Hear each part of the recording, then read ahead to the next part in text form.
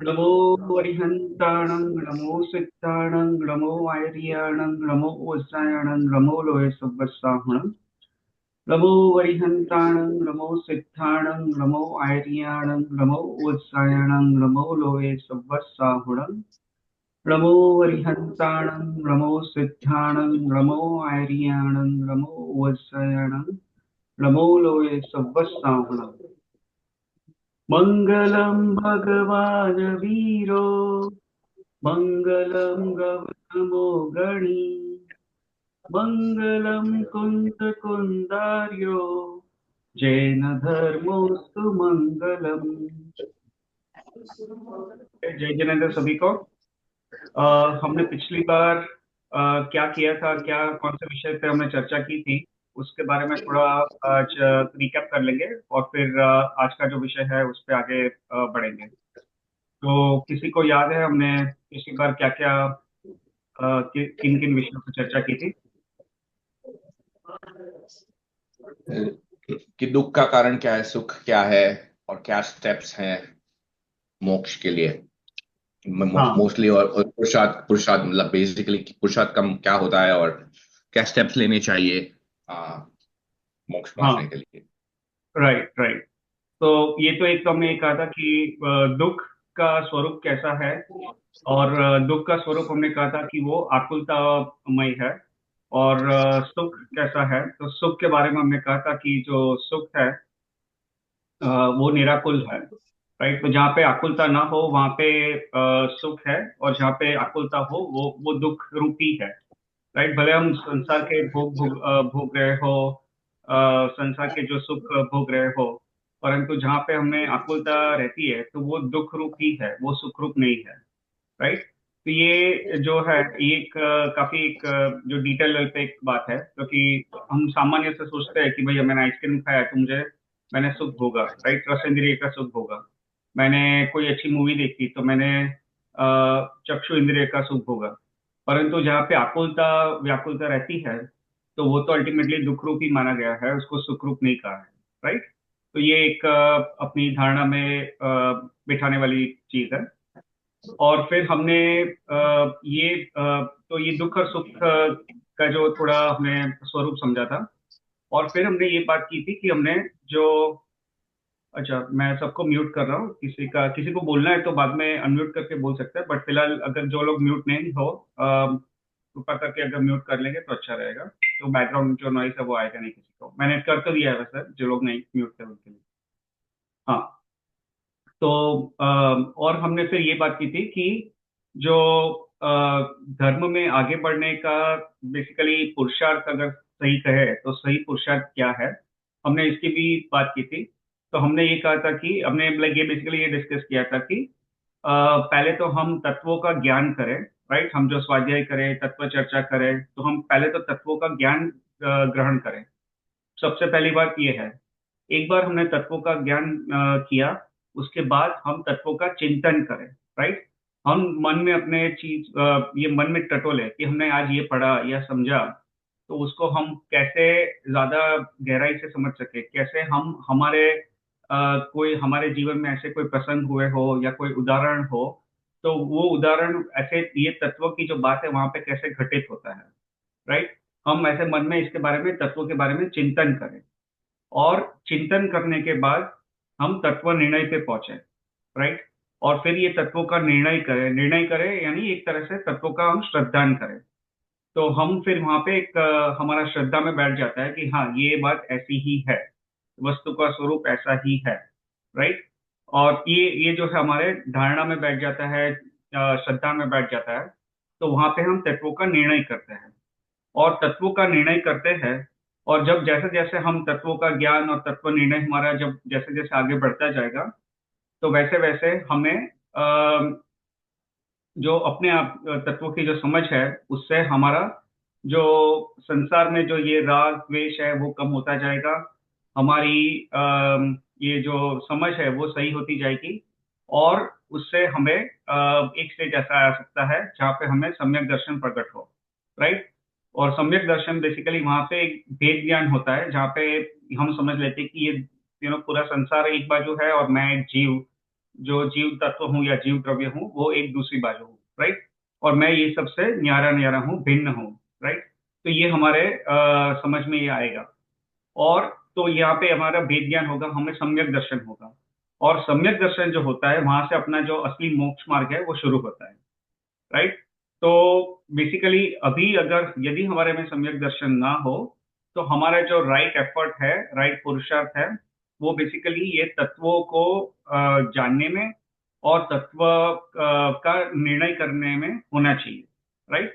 और जैसे जैसे फिर हमारी ये जो ज्ञान बढ़ता जाएगा, तत्व का सही ज्ञान बढ़ता जाएगा, तो फिर वैसे वैसे हम सम्यक दर्शन की तरफ आगे बढ़ते जाएंगे। और फिर हमें जब एक बार सम्यक दर्शन होता है फिर हम उस पर फिर आगे बढ़ते हैं, और सम्यक दर्शन हुआ तो बेसिकली ये गारंटी हो गई कि अभी अपना मोक्ष निश्चित है, राइट। तो ये है। तो जो अभी जो पुरुषार्थ है वो बेसिकली हमें ये तत्वों का ज्ञान बढ़ाने में और अल्टीमेटली जो सम्यक दर्शन की प्राप्ति है उसमें हमारा पुरुषार्थ होना चाहिए, अगर हम वो उस भूमिका में हो तो, राइट। और सम्यक दर्शन जो है वो बेसिकली जो गुणस्थान का जो कॉन्सेप्ट है उसमें जो सम्यक दर्शन जो है वो चौथे गुणस्थान में आता है। आज अपना विषय नहीं है गुणस्थान का, बट मैं जस्ट एक बार रिपीट कर लेता हूँ। जो पहला गुणस्थान, 14 गुणस्थान होते हैं अपने जैनिज्म का, ये बेसिकली कॉन्सेप्ट है। और ये बेसिकली श्वेतांबर और दिगंबर में by and large it's similar. थोड़े डिटेल लेवल पे थोड़ा फर्क है, but overall by and large it is same, ज्यादा फर्क नहीं है ऐसा। तो स्थूल रूप से अगर समझे तो at least basically it is similar. तो उसमें जो पहला गुणस्थान है वो है मिथ्यात्व का, राइट। तो जीव में अगर अभी सम्यक दर्शन ना हो तो वो बेसिकली पहले गुणस्थान पे है, मिथ्यात्व वाले गुणस्थान पे है। फिर जीव को जब सम्यक दर्शन होता है तो वो चौथे गुणस्थान में आता है। चौथा गुणस्थान, जो दूसरा और तीसरा जो गुणस्थान है उसकी बात आज हम नहीं करेंगे, बट बेसिकली जो जीव को जब सम्यक दर्शन की प्राप्ति होती है तो पहले गुणस्थान से वो सीधा चौथे में जाता है। जो चौथा गुणस्थान है उसको कहते हैं अविरत सम्यक दृष्टि, राइट। तो अविरत यानी सम्यक दर्शन तो प्राप्त किया परंतु उसने वीति नहीं की, वीति ग्रहण नहीं की, अर्थात उन्होंने उसने उस जीव ने वहां पे कोई व्रत आदि कोई उसका जो ऐसे पचखान है वो पालन करना अभी उसने शुरू नहीं किया है। परंतु परंतु उस जीव को सम्यक दर्शन हो गया, तो वो है चौथा गुणस्थान। फिर पांचवा गुण स्थान है वो है देश वीरती का। देश वीरती का यानी जो जीव ने थोड़े थोड़े व्रत जो है श्रावक के जो व्रत होते हैं उसको धारणा शुरू कर दिया है, राइट। तो वो पांचवा गुण स्थान है देश वीरती का। फिर छठा गुण स्थान है सर्ववीरती का। छठा और सातवां दोनों सर्ववीरतिक है, यानी छठा और सातवां जो गुण स्थान है वो मुनिराज को होता है। जो मुनिराज होता है वो छठे और सातवें गुण स्थान में होता है। तो अब ये प्रश्न उठता है कि छठे और सातवें गुणस्थान में क्या फर्क है, राइट।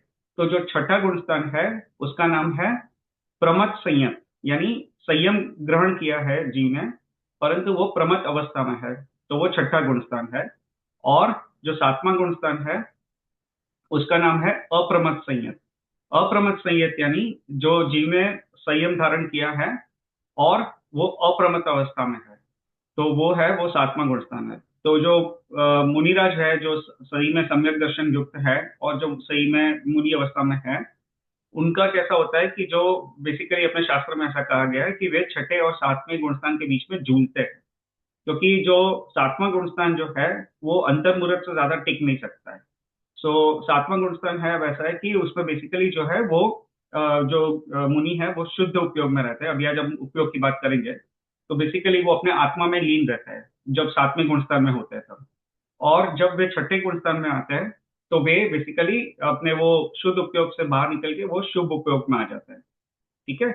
तो ये आज का अपना टॉपिक गुणस्थान का नहीं है, बट ये जस्ट ये सब शब्द अगर आएंगे तो एटलीस्ट थोड़ा बेसिक अगर अंडरस्टैंडिंग हुआ तो एटलीस्ट हमको एक पता चलेगा कि चलो ऐसा कुछ है, ठीक है, गुणस्थान कैसा स्वरूप है। इसलिए मैं जस्ट एक थोड़ा बहुत स्थूल रूप से यहाँ पे बता रहा हूँ।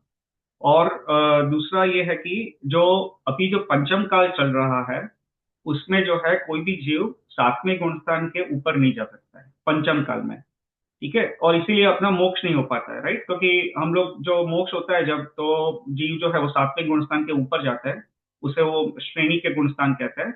अभी वो श्रेणी के बारे में हम बाद में थोड़ा अगर जरूरत पड़ी तो बात करेंगे, बट अभी उस पर नहीं जाएंगे। उसमें दो होती है, उपशम श्रेणी और एक शपक श्रेणी होती है। तो वो जो सातवें गुणस्थान के जब ऊपर जाता है जीव तो फिर वो श्रेणी के गुणस्थान में प्रवेश करता है, जहाँ पे 8 में, 9 में, 10 में और फिर जो कॉन्शियस का प्रकार की श्रेणी है, फिर उसके आगे उसका होता है। ठीक है, तो अभी वो सब टॉपिक हम नहीं करेंगे। बट इतना समझ लीजिए कि जो जीव को सम्यक दर्शन है, तो वो पांच, सॉरी, वो चौथे गुणस्थान में है, अविरत सम्यक दृष्टि गुणस्थान में। और जो जिसमें सम्यक दर्शन है और उसने जो श्रावक के व्रत आदि पालना शुरू कर दिया है, तो वो पांचवें गुणस्थान में है। और फिर अगर वो मुनि अवस्था में गया सम्यक दर्शन के साथ अगर वो जीव ने दीक्षा ग्रहण की, मुनि अवस्था में गया, तो फिर वो छठे और सातवें गुण स्थान में रहता है। ठीक है, तो ये एक बेसिक एक यहाँ पे अपने गुण स्थान की अंडरस्टैंडिंग है।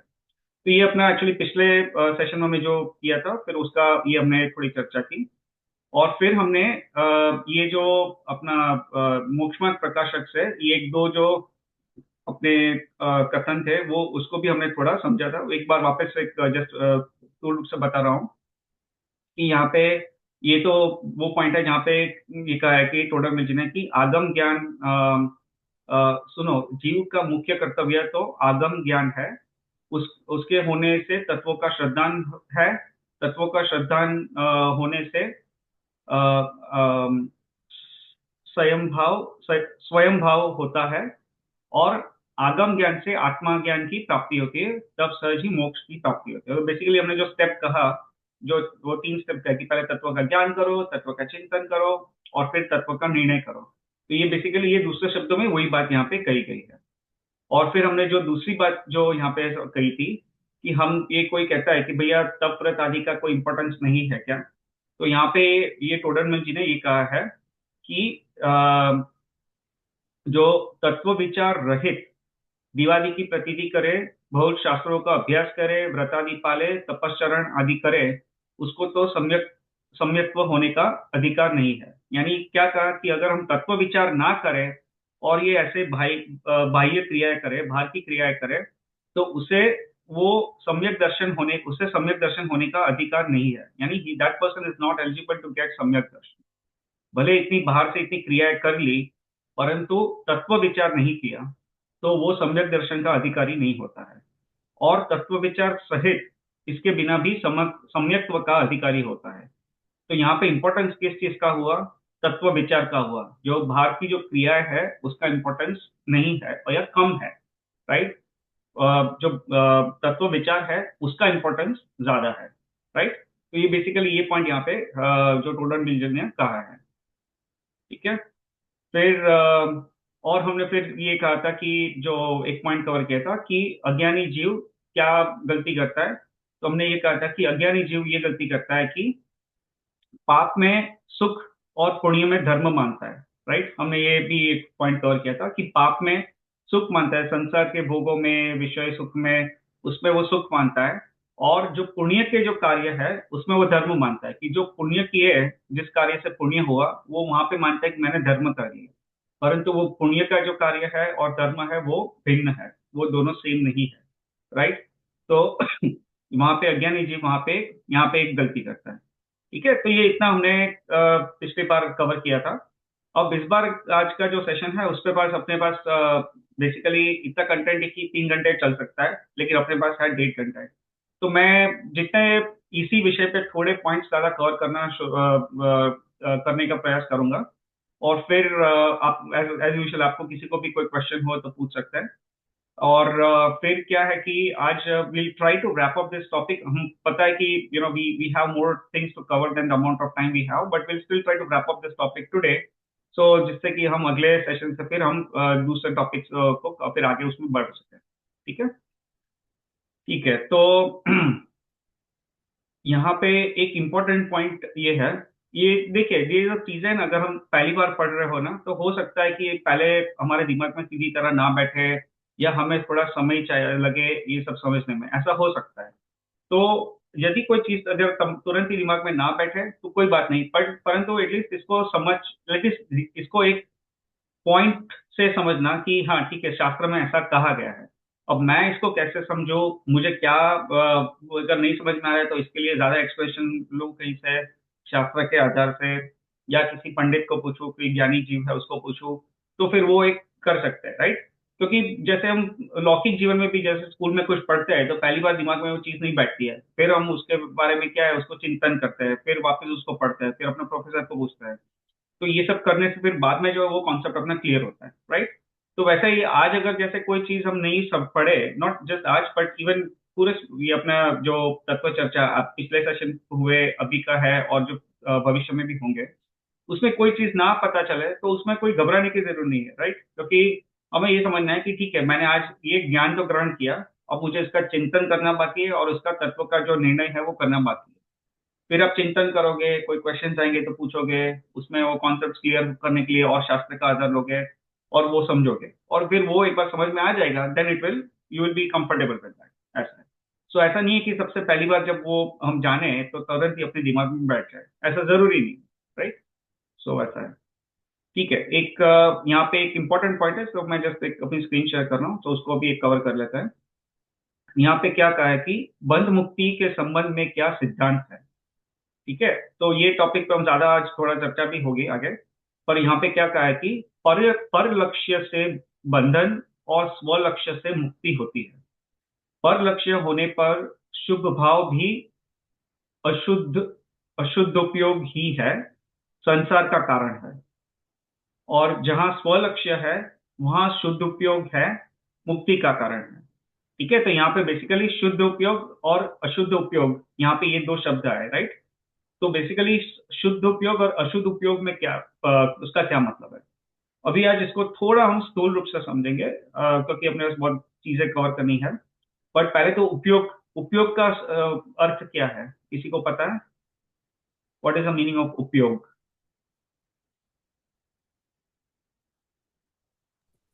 आत्मा का गुण है उपयोग। हाँ, कह सकते हैं ऐसा, आत्मा का गुण है, बट उसका हम्म, जो बेसिकली मीनिंग क्या है उपयोग का? जहाँ वहाँ शुद्ध, यानी हम जो क्रिया करते हैं वो शुद्ध उपयोग है कि शुभ उपयोग है, उस हिसाब से उसका परिणाम होता है। हाँ, बट परंतु उपयोग का क्या अर्थ है? उपयोग, what is the meaning of उपयोग?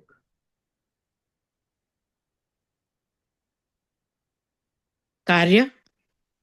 नहीं, कार्य नहीं होता है। किसी और को अगर कहना है तो कह सकते हैं, बहुत बेसिक वर्ड है, इसलिए आई वाज होपिंग कि किसी को भी आंसर देना दे सकते हैं। हाँ संभव भाई, आपको अगर देना है तो आप भी बता दीजिए। बोलिए संभव भाई।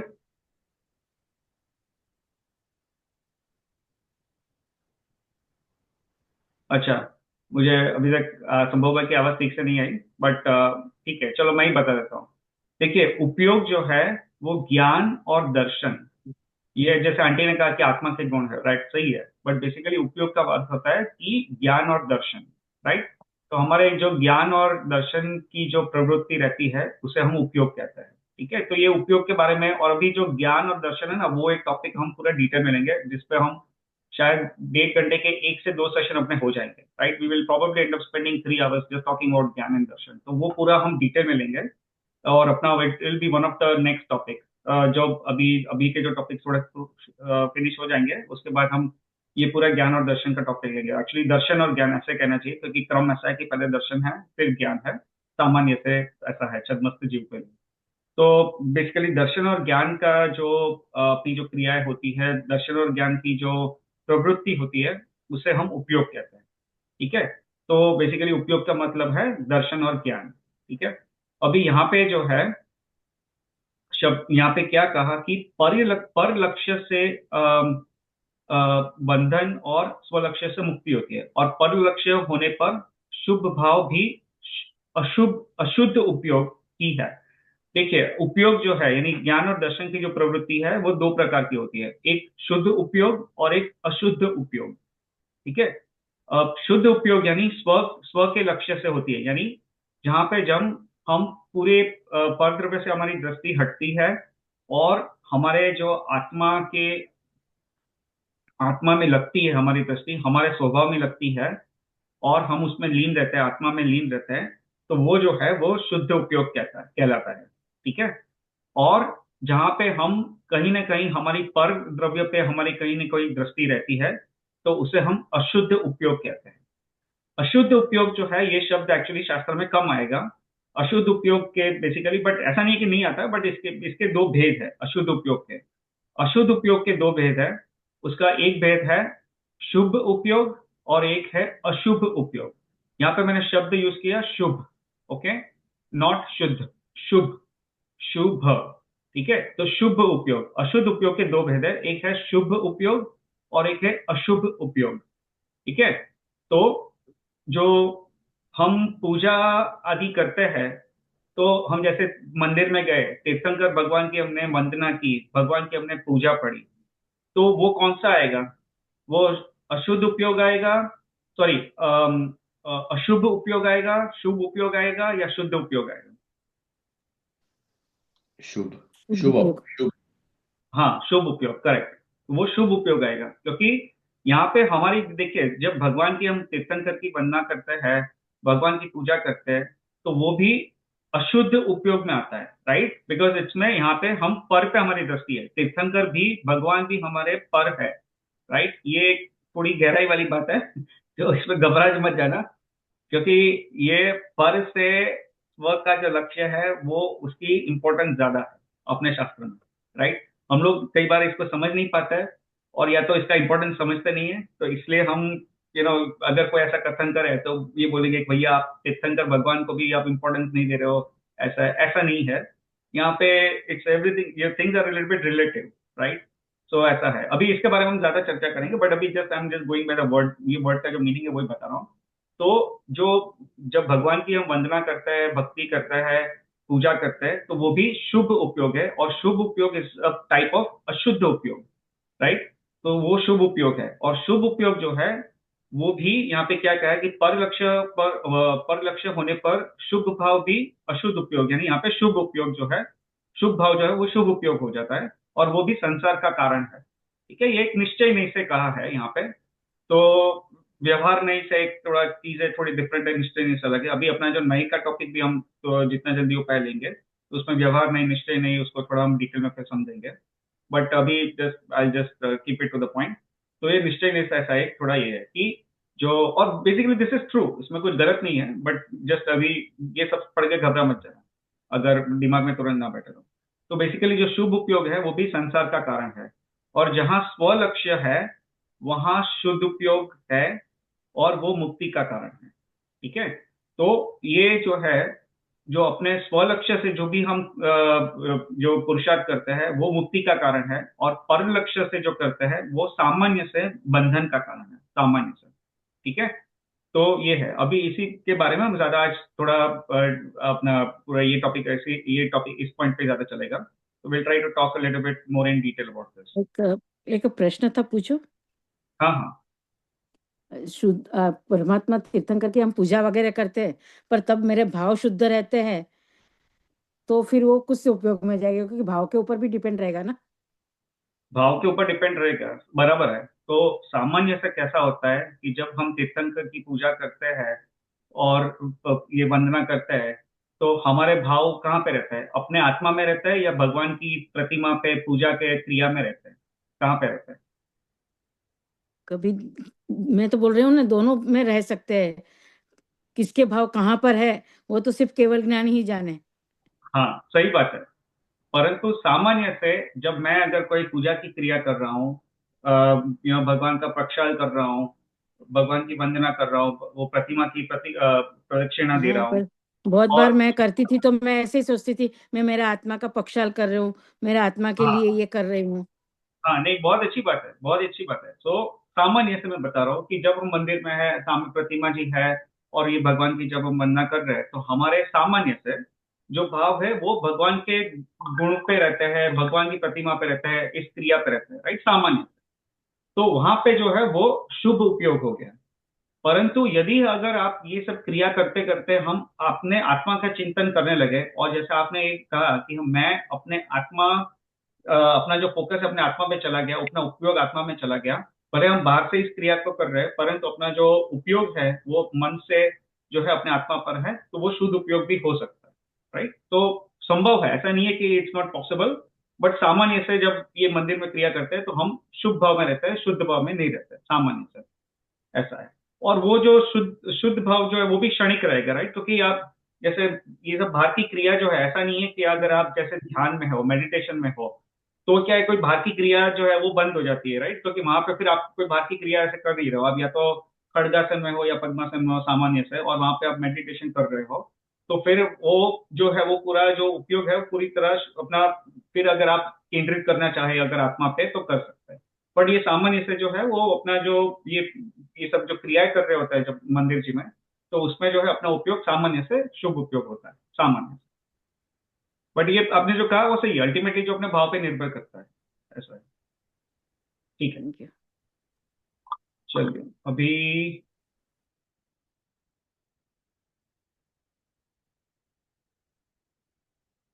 अपना जो उपयोग पे एक्चुअली चल रहा है ना डिस्कशन, तो मैं थोड़ा इसी के बारे में ले लेता हूँ, फिर थोड़े अपने अलग अलग टॉपिक्स जो आज के हैं वो लेंगे। तो पहले उपयोग का जो टॉपिक है उसी पे हम थोड़ा देख लेते हैं।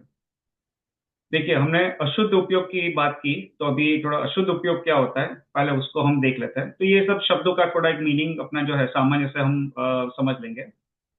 तो ये जो है,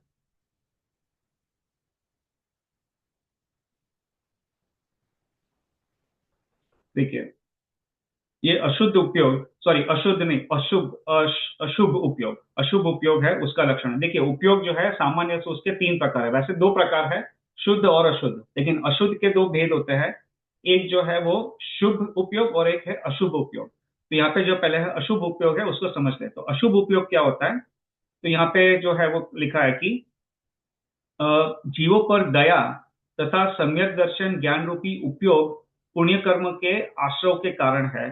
तो ये जो है वो शुभ उपयोग हुआ। तथा इससे विपरीत, यानी दया और सम्यक दर्शन से विपरीत, यानी निर्दयापन और मिथ्या दर्शन रूप उपयोग पाप कर्म के आश्रव के कारण जाने जाते हैं। तो जब हमारे भाव यानी निर्दयापन में और मिथ्या दर्शन में हो, तो ये जो जो हमारा जो उपयोग रहता है उसे हम अशुभ उपयोग कहते हैं। दूसरे शब्द में यहाँ पे कहा है कि आर्द्र ध्यान और रौद्र रौद्र ध्यान भी अशुभ उपयोग है, राइट। तो आर्द्र ध्यान, देखिए ध्यान के दो प्रकार होते हैं। पहले तो ध्यान क्या है, ध्यान यानी हम एक ही विषय पे कंटिन्यूअसली अपना फोकस रखे, उसे हम ध्यान कहते हैं। ठीक है, if you continuously focus mentally on one particular topic, that is called ध्यान। एक ही विषय के बारे में हम सोचते रहे, उसी के बारे में हम चिंतन करते रहे, तो उसको हम ध्यान कहते हैं।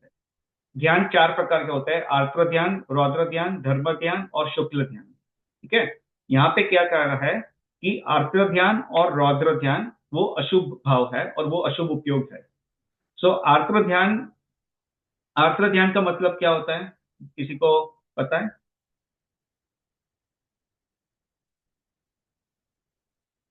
ठीक है, मैं ही आंसर दे रहा हूँ।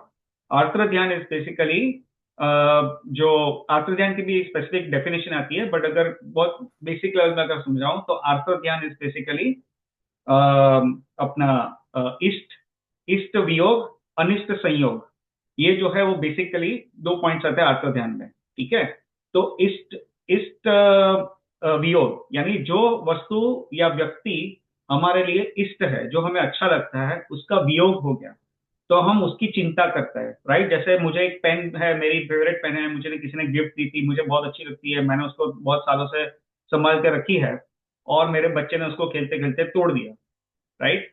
तो मुझे अभी बहुत दुख हुआ कि यार ये मुझे इतनी अच्छी मेरी प्यारी पेन थी और ये इसका मेरा वियोग हो गया, राइट। मेरी अभी ये टूट गई, तो मुझे अभी ये चली गई, I will not be able to use it anymore, I will not be able to keep it anymore. तो ये एक आत्म ध्यान का एग्जाम्पल है।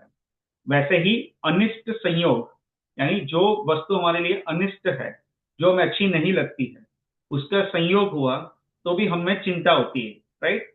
जैसे एक मान लो एक कुत्ता, मैं पार्क में घूमने गया, एग्जाम्पल दे रहा हूँ, और वहां पे कोई कुत्ता आया और वो कुत्ता घूम रहा है ऐसे ही, तो मुझे थोड़ा डर लग रहा है कि भैया ये अगर मुझे काट लेगा तो, राइट। तो जैसे इंडिया में, यहाँ पे तो ऐसा चीजें बहुत कम होती है, बट ऐसे इंडिया में अगर गए और वहां पे ऐसे कुत्ते जो स्ट्रीट डॉग्स हैं वो रहते हैं, और मुझे डर लगा कि अच्छा ये मुझे काटेगा, तो ये अनिष्ट संयोग हो गया, अनिष्ट वस्तु का संयोग हो गया, राइट।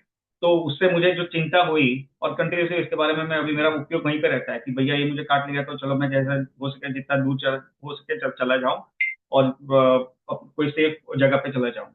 तो वो अनिष्ट संयोग।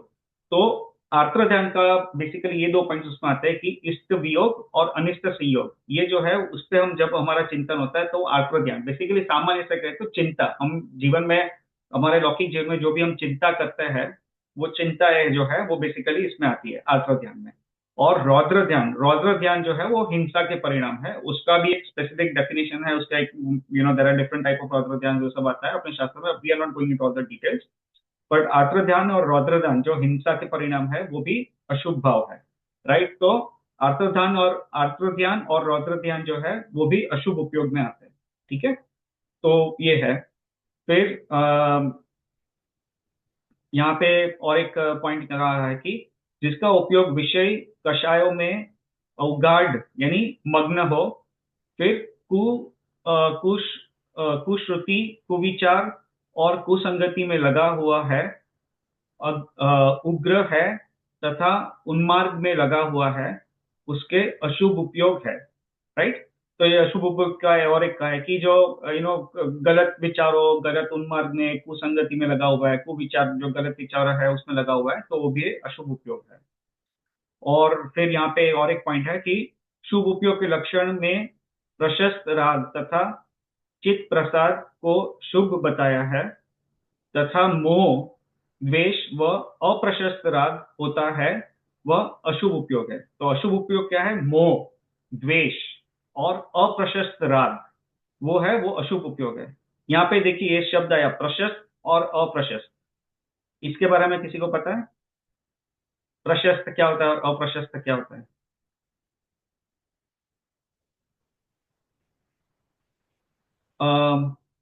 मैं यूजुअली पिक नहीं करता हूँ। Jignesh, I don't know if you are here, if you want to answer प्रशस्त और अप्रशस्त, in case you are aware.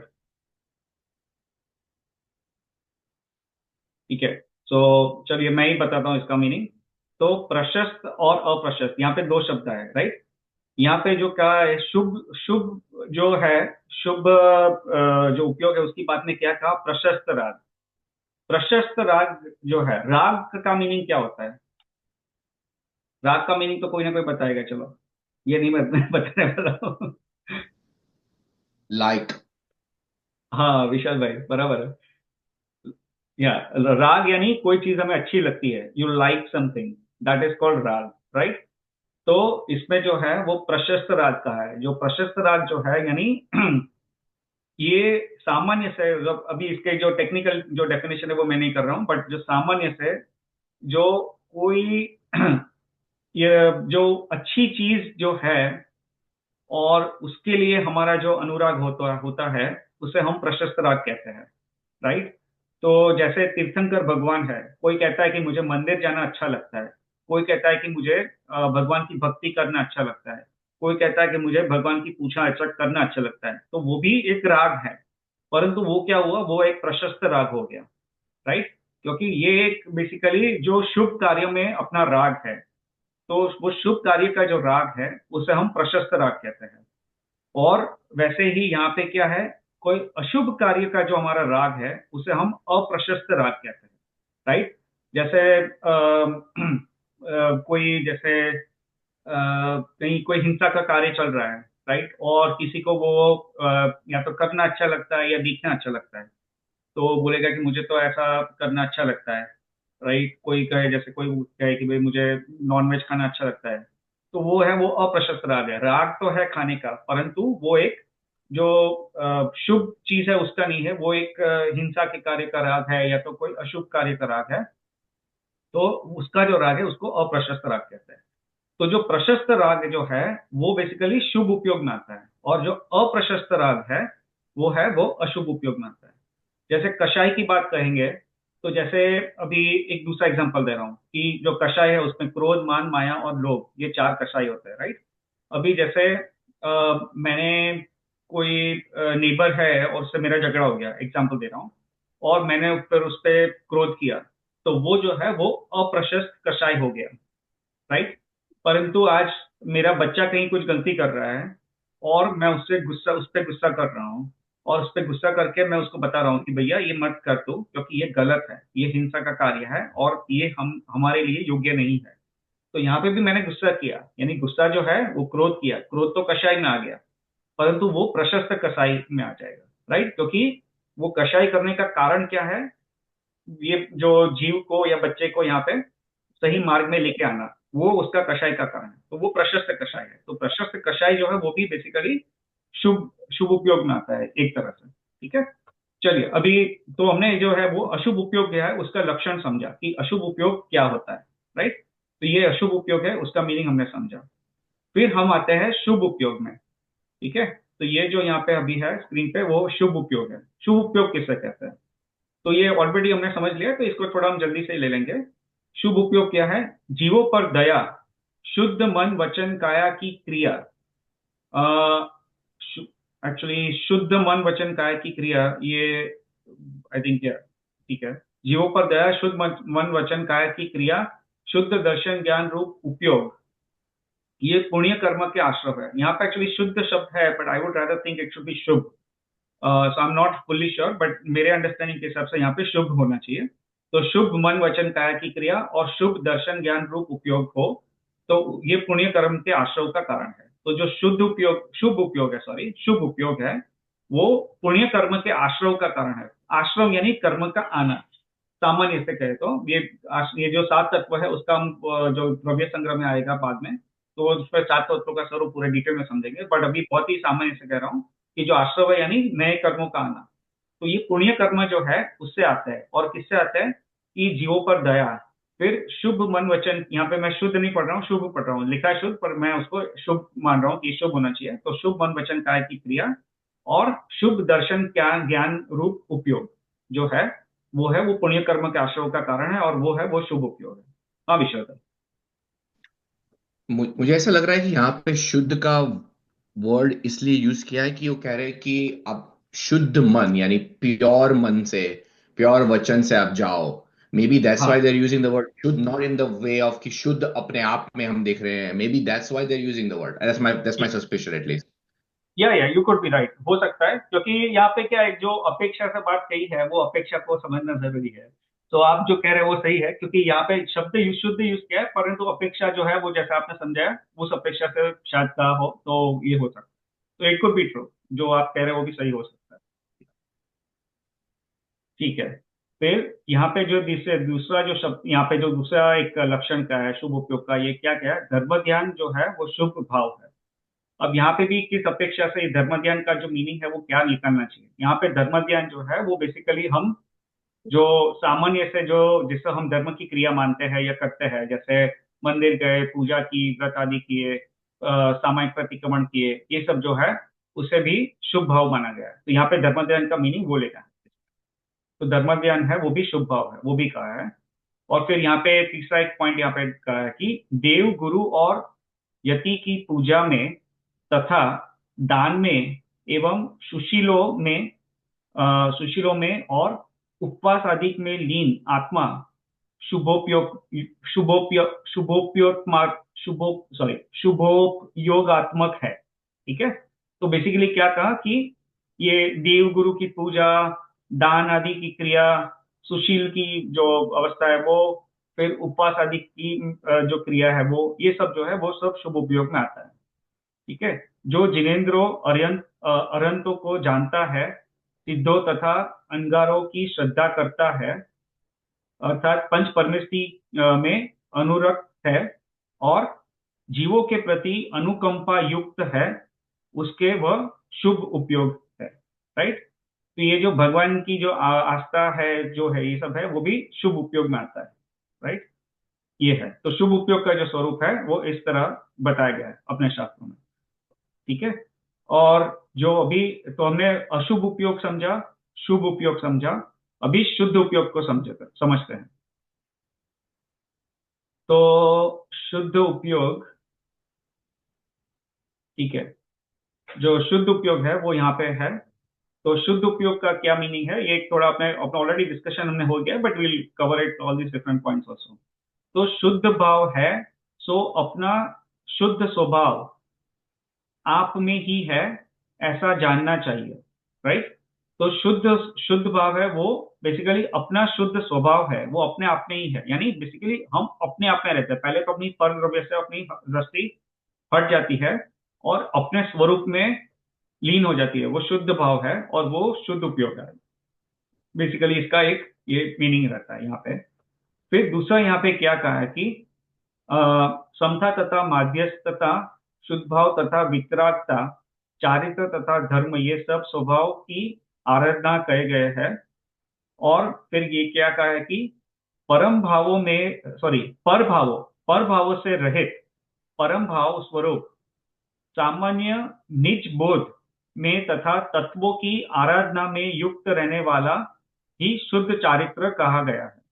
तो ये क्या है, परभाव से रहे, यानी परभाव यानी पर द्रव्य से जो अपनी दृष्टि हट जाती है, और परम भाव रूप सामान्य निज बोध, यानी अपना जो परम भाव रूप स्वरूप सामान्य। अभी ये सामान्य का क्या मीनिंग है वो मैं अभी यहाँ पे एलोबरेट नहीं कर रहा हूँ, बट ये एक इसका इंपॉर्टेंस है, there is importance of this word सामान्य, बट अभी I am not elaborating all that stuff.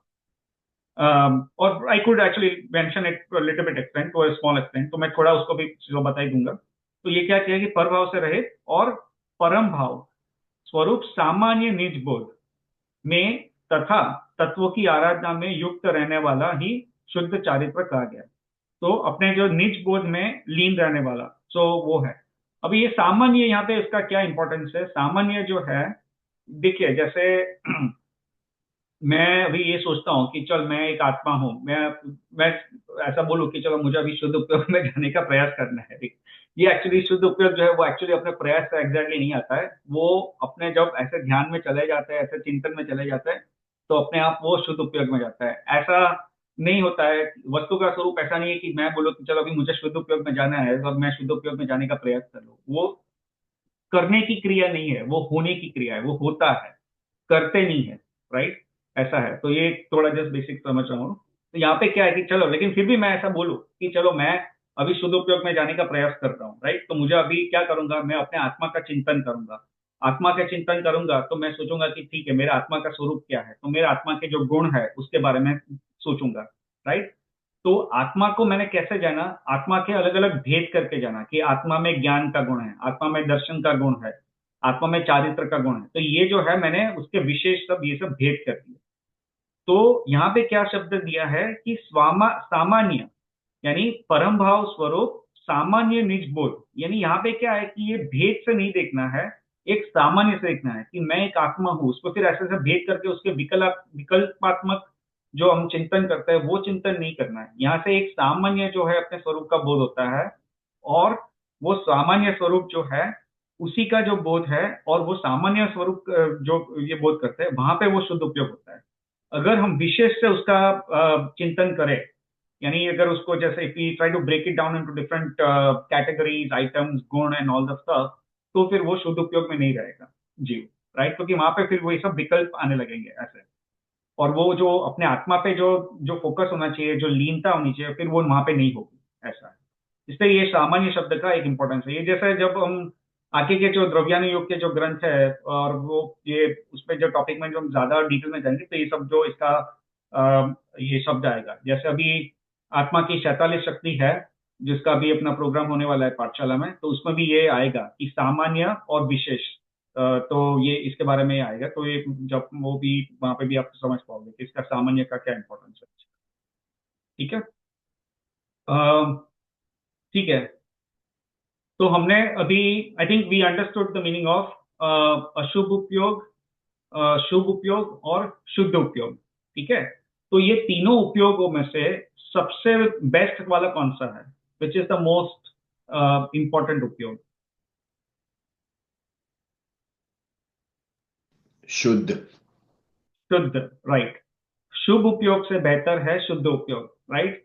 क्योंकि, और ये है, और दूसरा पॉइंट यहाँ पे एक इंपॉर्टेंट पॉइंट ये है कि जो ये देखिए, अभी एक दूसरा पॉइंट यहाँ पे कवर कर रहा हूँ। ठीक है। ये मेरी स्क्रीन पे आ रहा है कि शुभ उपयोग जो है वो पुण्य है, और अशुभ उपयोग है वो पाप है। ये ऑलरेडी हमने थोड़ा समझ लिया है, बट बेसिकली ये कहा कि शुभ उपयोग जो है वो पुण्य है और अशुभ उपयोग है वो पाप है। सामान्य से, ठीक है। जहां पे हमारा शुभ उपयोग है वो पुण्य है, वो पुण्य के बंध का कारण है, और जो अशुभ उपयोग है वो पाप के बंध का कारण है। तो यहाँ पे एक पढ़ लेते हैं क्विकली। अनुकंपा व शुद्ध उपयोग तो पुण्य के आश्रव भूत है। आश्रव यानी कर्मों का आना, सामान्य से अभी बता रहा हूँ, कर्मों का आना। तो अनुकंपा व शुद्ध, सॉरी शुभ, यहाँ पे अनुकंपा व शुभ, यहाँ पे शुभ जो पैरेंथेसिस में शुभ लिखा है क्लैरिफाई करने के लिए, तो जो आप बता रहे थे विचार भाई वैसा ही। सो अनुकंपा व शुभ उपयोग तो पुण्य के आश्रव है, तथा इनसे विपरीत अशुभ भाव पाप के आश्रव का कारण है। ठीक है, तो शुभ उपयोग है वो पुण्य के आश्रव का कारण है, और जो अशुभ उपयोग है वो पाप के आश्रव का कारण है। ये बेसिकली देखिए, मूलाचार यहाँ पे इसमें रेफरेंस भी दिया है, मूलाचार जो अपना ग्रंथ है, और ये प्रवचन सार जो है फिर उसमें से ये लिया है। तो उसमें क्या कहा है कि उपयोग यदि शुभ हो तो जीव के पुण्य संचय को प्राप्त होता है, और यदि अशुभ हो तो पाप संचय होता है, यानी पाप का बंध होता है। सो शुभ उपयोग है उससे पुण्य होता है, और अशुभ उपयोग से पाप होता है।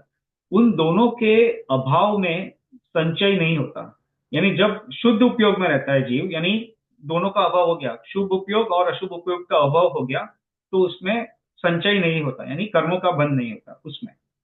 तो शुद्ध उपयोग है उसमें कर्मों का बंध नहीं होता है, परंतु जब हम शुभ उपयोग या अशुभ उपयोग है तो कर्मों का बंध होता है, क्योंकि पुण्य जो है वो भी कर्म है, और पाप है वो भी कर्म है। तो अल्टीमेटली शुभ उपयोग की क्रिया से पुण्य का बंध होता है, और अशुभ उपयोग की क्रिया से पाप का बंध होता है, ऐसा है। और कल्पेश भाई, यहाँ पे, हाँ हाँ। तो एक क्वेश्चन आ रहा है मेरे दिमाग में कि अगर हम, जैसे अगर एक कोई, लेट्स से कोई एनिमल इंजर्ड है और हमें दया मतलब हेल्प करना है, वो भाव आए, राइट? तो वो हाँ, शुभ उपयोग है, लेकिन हम अशुद्ध, आई मीन शुद्ध उपयोग का कैसे इम्प्लीमेंट कर सकते हैं वो सिचुएशन में? मतलब वो नेचुरली हमें मन होगा ना उसकी हेल्प करना, तो तुम हाँ। पुण्य के कर्म तो बांध रहे हो, बट सही बात है। मतलब वो कैसे करो, मतलब सही बात इम्प्लीमेंट है, कैसे बहुत, करो? हाँ बहुत अच्छा क्वेश्चन है। तो देखिए यहाँ पे कैसा है कि जो अपनी भूमिका है, अब मैं अपने समझ के हिसाब से बता रहा हूँ, कोई शायद ज्यादा बड़ा पंडित हो या जिसका ज्यादा ज्ञानी हो, तो वो इसको ज्यादा आपको शायद अच्छी तरह से समझा पाए, और इस टॉपिक पे हम थोड़ी आगे भी चर्चा करेंगे, आज का जो विषय है उस पर थोड़ी ज्यादा इस पर चर्चा करेंगे। परंतु एक सामान्य से ये है कि जो शुभ उपयोग है, आपका प्रश्न ये है कि शुभ उपयोग है वो हे है या उपादेय है, यानी छोड़ने योग्य है यानी छोड़ने योग्य है, और उपादेय यानी आदरने योग्य है। तो आपका क्वेश्चन है कि शुभ उपयोग है वो हे है या उपादेय है, यानी शुभ उपयोग को धारण करना चाहिए कि नहीं करना चाहिए, right? That is I think your question, आप ये पूछना चाहते हो। तो इसका आंसर ये है कि अपने भूमिका के हिसाब से जो है वो होता है। देखिए, शुद्ध उपयोग तक हम पहुंचे, उससे पहले जो है वो शुभ उपयोग है, वो एक बेसिकली कार्यकारी माना गया है, वो अल्टीमेटली पुण्य बंध का कारण तो है ही। ऐसा नहीं है कि मैं अच्छे भाव से कर रहा हूँ, मैं जीव के प्रति दया का भाव रख रहा हूँ, तो इससे जो है वो मेरा मोक्ष हो जाएगा, ऐसा नहीं है। वो अल्टीमेटली पुण्य का बंध करवाता है, वो मोक्ष का कारण नहीं है। परंतु जब हम ये भूमिका में रहते हैं और ऐसी जब चीजें होती है, तो हम क्या करते हैं कि वी टेक द एक्शन, क्योंकि हमारे मन में ये शुभ भाव उत्पन्न होते हैं, राइट? और we take action according to that our शुभ भाव। तो ये है। अभी हे है या उपादेय है, इसका जो है, ये जो है वो कथनचित है। कथनचित जो है वो शुभ उपयोग है वो हे है, और कथनचित है वो उपादेय है। कथनचित का अर्थ समझते हो, राइट? कथनचित। नहीं, नहीं, नहीं। अच्छा, अरे आप लोग हिंदी, और मैं तो हिंदी हूँ भी नहीं, मुझे आता है, अब मुझे इतना पता है, बोलेगा आपको लोग पता होगा। ठीक है। तो हाँ ठीक है, कथनचित जो है, कथनचित यानी एक अपेक्षा से, यानी एक अपेक्षा से जो है वो शुभ उपयोग है, वो हे है, और दूसरी अपेक्षा से शुभ उपयोग है वो भी उपादेय है, यानी छोड़ने लायक है। अब वो क्या है, किस पे डिपेंड करता है, वो हमारी जो भूमिका है, हमारा जो अभी संसार में जो लेवल है, लाइक ये धर्म, बेसिकली जो अपना जो मोक्ष मार्ग पे जो अपना लेवल जो है उस पे डिपेंड करता है। अभी जैसे कोई व्यक्ति है, वो बोलेगा कि अ, भैया मुझे मंदिर जाना अच्छा नहीं लगता है, मैं घर पे रहना चाहता हूँ, मैं टीवी देखना चाहता हूँ, मैं मूवीज देखूंगा, मैं क्रिकेट मैच देखूंगा, या तो मैं फ्रेंड के साथ कहीं घूमने जाऊंगा, ये सब करूंगा। तो आप उसको कहोगे कि भैया तू देख, ये सब संसार की जो क्रिया है वो तो सब करता ही रहता है, ये सब जो क्रिया है वो सब पाप रूप है अल्टीमेटली, राइट? तो आप उसको कहोगे कि भैया ये संसार की जो क्रिया है वो तो सब पाप रूप है, तू ऐसा कर, तू मूवी तेरा देखना चाहता है ना, तू मंदिर आ जा मेरे साथ, थोड़ा वहां पे पूजा कर लेना, थोड़ा स्वाध्याय कर लेना, और फिर तू बाद में आके तेरा तुझे जो भी मूवी देखना है ये सब है वो कर लेना, राइट? तो यहाँ पे क्या है कि वो बंदा जो है वो अशुभ उपयोग की क्रिया में रहे, तो उससे अच्छा है कि वो शुभ उपयोग में आए, राइट? तो आप उससे वो मंदिर आने की प्रेरणा दोगे और कहोगे कि मंदिर में आके पूजा करो, जो स्वाध्याय है वो उसको सुनो, थोड़ा उस पर टाइम स्पेंड कर लो, और फिर आप जो भी संसार की जो क्रिया है वो आप करोगे, तो फिर ठीक है, अब उससे मैं रोक नहीं सकता, तो आप कर लो, ठीक है? तो आपने क्या कहा यहाँ पे, उपदेश दिया शुभ उपयोग में आने का किया। अभी शुद्ध उपयोग तो वो जीव को शायद पता भी नहीं कि वो शुद्ध उपयोग क्या है, उसका क्या इंपॉर्टेंस है। तो अशुभ उपयोग, जिस क्रिया का हम अशुभ उपयोग से अगर शुभ उपयोग में आते हैं, तो उस अपेक्षा से शुभ उपयोग जो है वो उपादेय है, यानी it is worth pursuing it, शुभ उपयोग। परंतु यदि उस जीव की भूमिका वहां पे पहुंच गया है, इस जीव एक भूमिका पे पहुंच गया है, तो फिर वहां पे जो है वो शुभ उपयोग भी छोड़ने लायक है। यानी अगर कोई मुनि जो है वो मान लो छठे गुण स्थान में है, राइट? और छठे गुण स्थान की अपेक्षा जो है वो सातवां गुण स्थान है, वो उसके ऊपर है। सातवें गुण स्थान में जो है मुनि है वो सामान्य से शुद्ध उपयोग में रहते हैं, और छठे गुण स्थान में जो है वो मुनि है वो शुभ उपयोग में रहते हैं। तो यदि कोई मुनि जो है वो शुभ उपयोग में है, तो हम उसको क्या प्रेरणा देंगे? अब उसको ये प्रेरणा देंगे कि भैया अभी आप शुभ उपयोग को छोड़ो और शुद्ध उपयोग में जाओ, राइट? तो वहां पे जो है वो उस जीव की भूमिका वही वो लेवल पे है जहां पे उसके लिए शुभ उपयोग भी है, उपादेय नहीं। ठीक है? So I am glad you asked this question. अभी इसके बारे में एक अपने समय सार में एक गाथा है, उसका मैं थोड़ा उसके बारे में थोड़ा बताऊंगा, तो इससे भी थोड़ा एक क्लैरिफिकेशन हो जाएगा, ठीक है? बट तो इसका जो सिंपल आंसर ये है कि जो अपनी भूमिका के अनुसार जो है ये शुभ उपयोग जो है वो कथनचित है और कथनचित उपादेय है, यानी एक उपेक्षा से है और एक उपेक्षा से उपादेय है। और किस उपेक्षा से? तो अपनी भूमिका कहाँ पे है। यदि हम अशुभ उपयोग से अगर शुभ उपयोग में जा रहे हैं तो उस हिसाब से शुभ उपयोग है।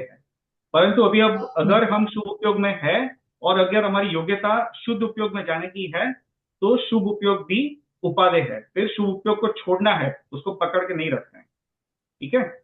सो इसका ये आंसर। ओके, इसके बारे में यप, अपने थैंक शास्त्र यू। में स्पेसिफिकली ये पॉइंट को आंसर करने के लिए बहुत सारे पॉइंट्स दिए हैं, जो मैंने आज अपने नोट्स में कंपाइल नहीं किया है। सो आज के लिए मैंने वो सब पॉइंट्स कवर नहीं किया, आज अपने पास टाइम नहीं है, बहुत कुछ कवर करना है और टाइम ऐसा है। बट इसका स्पेसिफिकली एग्जैक्टली ये क्वेश्चन का आंसर अपने शास्त्र में कई जगह आता है। So I try to share that link with you, if I can find it easily, share that link in the group, तो फिर you can go with that. Apurva भाई, आप ओके, थैंक यू। पिछले सेशन में नहीं थे, तो अपना जो अपूर्व भाई, मैं आपके लिए खास बता रहा हूँ कि आप पिछले सेशन में ज्वाइन नहीं कर पाए थे because I think you're travelling.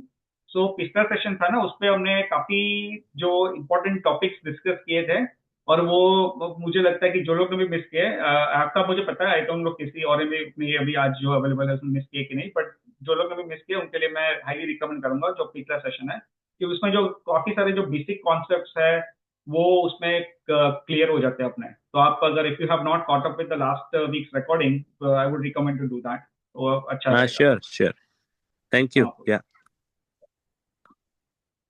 ठीक है, चलिए हमने अभी और एक पॉइंट मैं क्विकली यहाँ पे कवर कर रहा हूँ, फिर will try to go to some other items.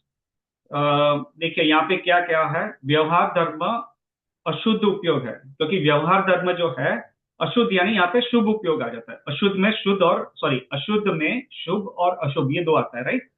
तो जो व्यवहार धर्म है वो शुभ उपयोग है, वो शुभ उपयोग है, वो भी अशुद्ध में आता है, राइट? तो ये है। तो यहाँ पे देखिए ये जो है वो समय सार की जो गाथा है उसमें यहाँ पे ये कहा है, समय सार की गाथा उसमें से क्या कहा है, यहाँ पे क्या कहा है कि ये देखिए यहाँ पे जो गाथा पढ़ते हैं ना, जो उसको सही अपेक्षा की कहने की जो अपेक्षा नहीं समझते हैं, तो इस पे विवाद करते हैं। ठीक है, इस बात पे विवाद करते हैं कि भैया ये तो गलत है, ऐसा तो कैसे मान सकते हैं, ये सब है। क्योंकि यहाँ पे क्या है, देखिए ये जो नई का टॉपिक है, व्यवहार नहीं और निश्चय नहीं। व्यवहार नहीं में भी उसके भी आई थिंक चार भेद है। उपचरित, अम, असद्भुत व्यवहार नहीं, उपचरित सद्भुत व्यवहार नहीं, अनुपचरित असद्भुत व्यवहार नहीं, और अनुपचरित सद्भुत व्यवहार नहीं। ठीक है, तो व्यवहार नहीं के भी ऐसे चार भेद होते हैं, और ये जब टॉपिक हम कवर करेंगे आगे जाके। और जो निश्चय नहीं है उसके भी भेद है, राइट। जैसे एक देश निश्चय नहीं, शुद्ध निश्चय नहीं, परम शुद्ध निश्चय नहीं, और आई थिंक और एक आता है, उसका भेद है। तो ये जो नई जो है ना, नई का टॉपिक है, वो बेसिकली बहुत इंपॉर्टेंट टॉपिक है। प्रॉब्लम ये है, होता है कि कई लोगों ने ये जो नई का टॉपिक है वो समझा नहीं, किस अपेक्षा से बात को कहा है वो समझा नहीं। और अपनी जो जिनवाणी है वो शादबाद में ही है, राइट। तो एक चीज को मुख्य करती है और काफी जो चीज है उसको गौण करके बताता है। तो यहाँ पे जो मुख्य किस चीज को, किस गुण को या किस विषय को मुख्य किया है और किसको गौण किया है, वो उपेक्षा भी हमने नहीं समझी। और शास्त्र के जो शब्द है, ये सब जो किस उपेक्षा से कहे वो सब समझे बगैर शब्द का हम लिटरल मीनिंग निकालने का प्रयत्न करते हैं। तो कहने का तात्पर्य क्या है और हम उसका जो मीनिंग निकालते हैं, वहां पे फिर एक बहुत बड़ा गैप हो जाता है। और फिर हम इसको मिस इंटरप्रेट करते हैं, शास्त्र जो कहा है उसमें। और फिर वहां पे हम उलझ जाते हैं और अल्टीमेटली हम जो सही तत्व है उसको हम ग्रहण नहीं कर पाते। तो यहाँ पे ये गलती होती है लोगों की। तो मैं जस्ट ये इसलिए बता रहा हूँ क्योंकि ये कई लोगों के लिए ऐसा टॉपिक, ये जो गाथा है समय साथ की, वो कंट्रोवर्शियल हो जाती है। फिर कई लोग इस पे कहते हैं कि ये तो इसको कैसे माने, ये तो मुझे दिमाग में नहीं बैठ रही है, मैं इसको नहीं मानूंगा, ऐसा हो जाता है। तो इसलिए मैं बोल रहा हूँ कि ये जो है, ये यहाँ पे जो कहा है वो एक परम शुद्ध निश्चय नहीं, या तो नॉट परम शुद्ध बट शुद्ध निश्चय नहीं की अपेक्षा से ये कहा है। ठीक है, शुद्ध निश्चय नहीं की अपेक्षा से कहा है। ठीक है, यहाँ पे क्या कहा है, ये समय साथ की गाथा की एक ये जो टीका है उसका है ये बेसिकली। यहाँ पे कहा है कि प्रतिक्रमण, प्रतिसरण, परिहार, धारणा, निवृत्ति, निंदा, गर्हा और शुद्ध और शुद्धि, यह 8 प्रकार विषकुंभ है। विषकुंभ क्या कहा यहाँ पे, यहाँ पे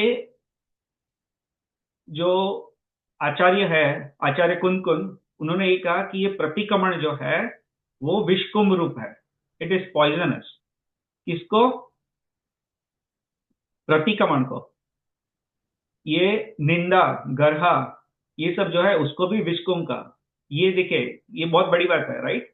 क्योंकि हम लोग क्या करते हैं कि वैसे तो सामान्य से प्रतिक्रमण नहीं करते। देखिए, प्रतिक्रमण करने का हमारा जो आशय रहता है वो क्या रहता है, प्रतिक्रमण करने का आशय ये रहता है कि हमसे जितने भी हिंसा के कार्य हुए, पाप हुए हैं, कषाय हुए हैं, तो उसकी हम निंदा और गर्हा करें।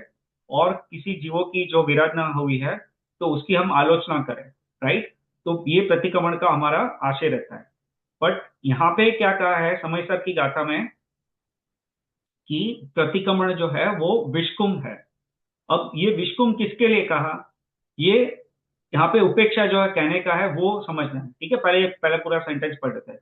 क्योंकि द्रव्य रूप से प्रतिक्रमण आदि तृतीय तृतीय जो शुद्ध उपयोग की भूमिका, उसको न देखने वाले पुरुष के लिए अपना कार्य करने को असमर्थ है, राइट। तो ये देखिए यहाँ पे उसका आंसर आ गया, राइट।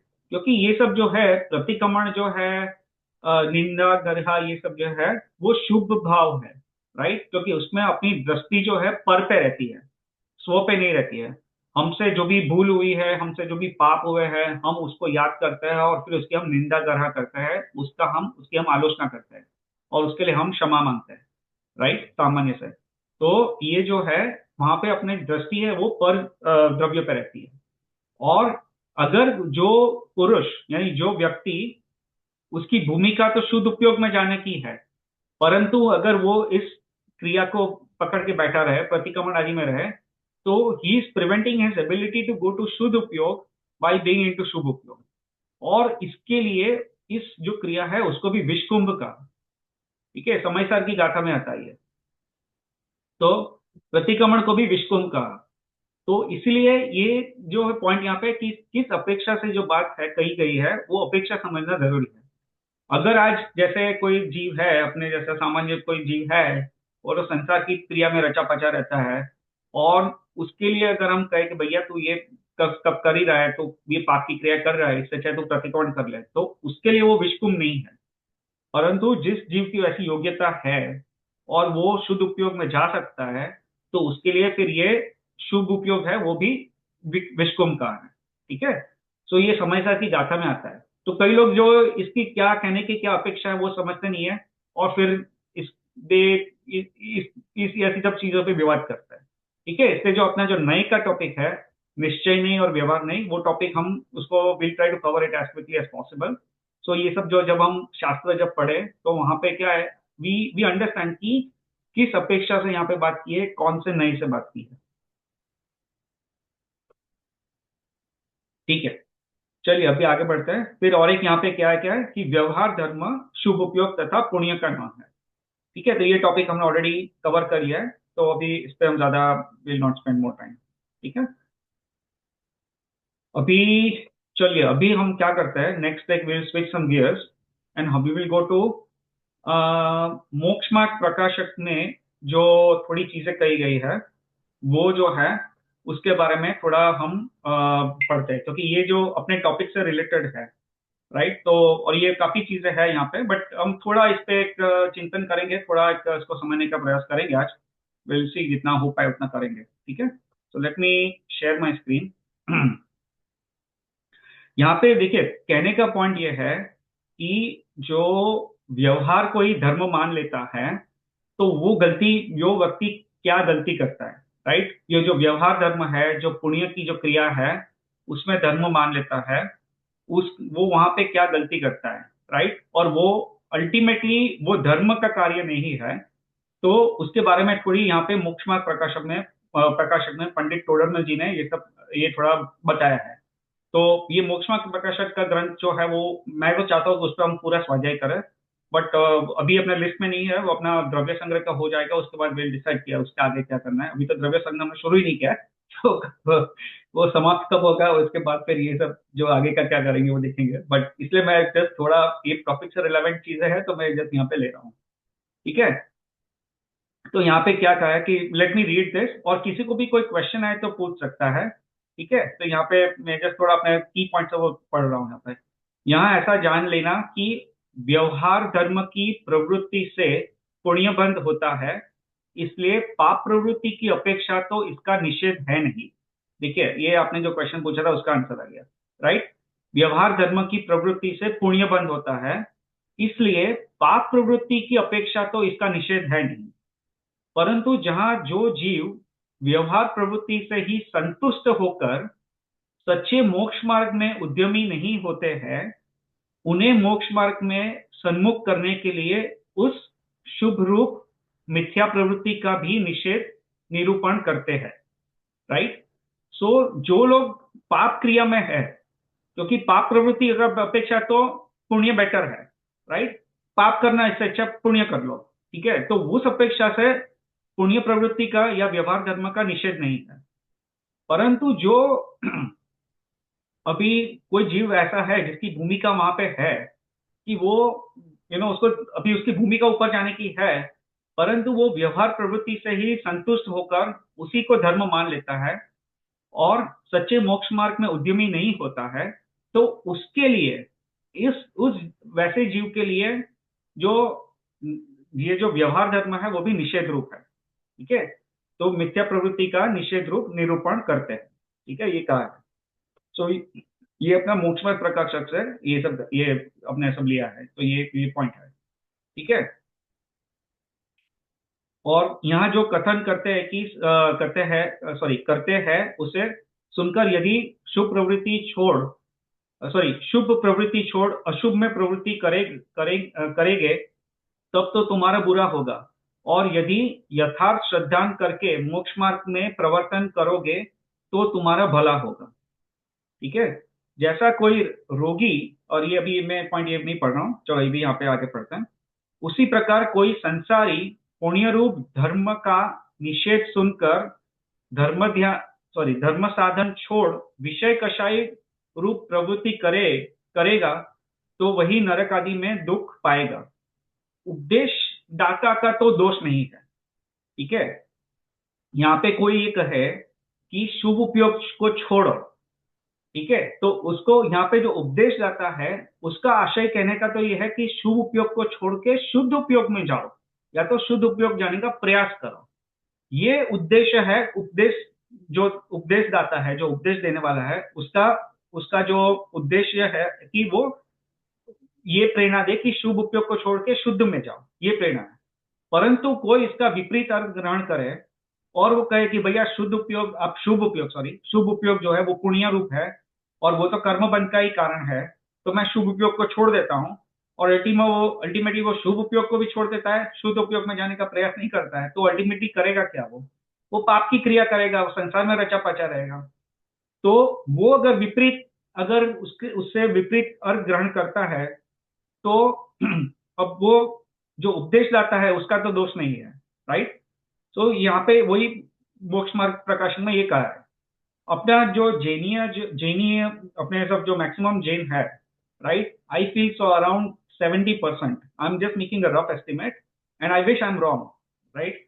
बट मैं तो ये मानता हूँ कि जो 70% जैन है, जिसमें हम श्वेतांबर दिगंबर दोनों को ले लेते हैं, तो ये 70% जो जैन है उसमें 70% जैन तो यहाँ पे यही गलती करते थे कि जो व्यवहार की जो क्रिया है उसी में धर्म मान लेते हैं, राइट, और वो व्यवहार की क्रिया से आगे नहीं बढ़ पाते। तो अल्टीमेटली क्या होता है कि वो अल्टीमेटली अनफॉर्चुनेटली उनके लिए मोक्ष मार्ग में फिर आगे वो नहीं बढ़ पाते, ठीक है।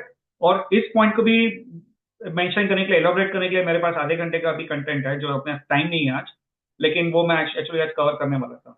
तो वो एक चीज है, ठीक है। तो ये पॉइंट अपने एक इंपॉर्टेंट पॉइंट यहाँ पे पढ़ा। फिर यहाँ पे क्या है कि व्यवहाराभासी धर्म धारकों की सामान्य प्रवृत्ति।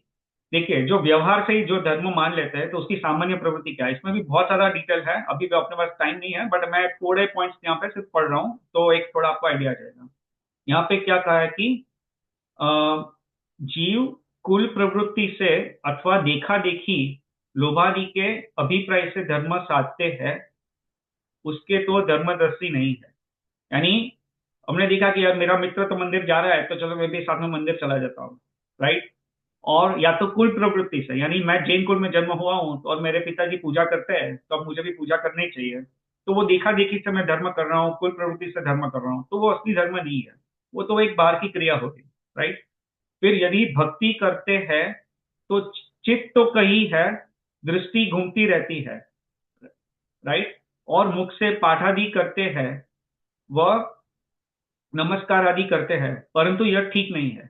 यानी ये कहते हैं कि मंदिर में गए और मुख से जो बोलना है, पाठ जो बोलना है, पूजा के पाठ बोलने हैं, वो सब बोलना है, वो तो बोल देता है, परंतु अपना मन जो है वो तो कहीं और लगा है, राइट। तो वो जो है वो भी धर्म की क्रिया नहीं है एक्चुअली।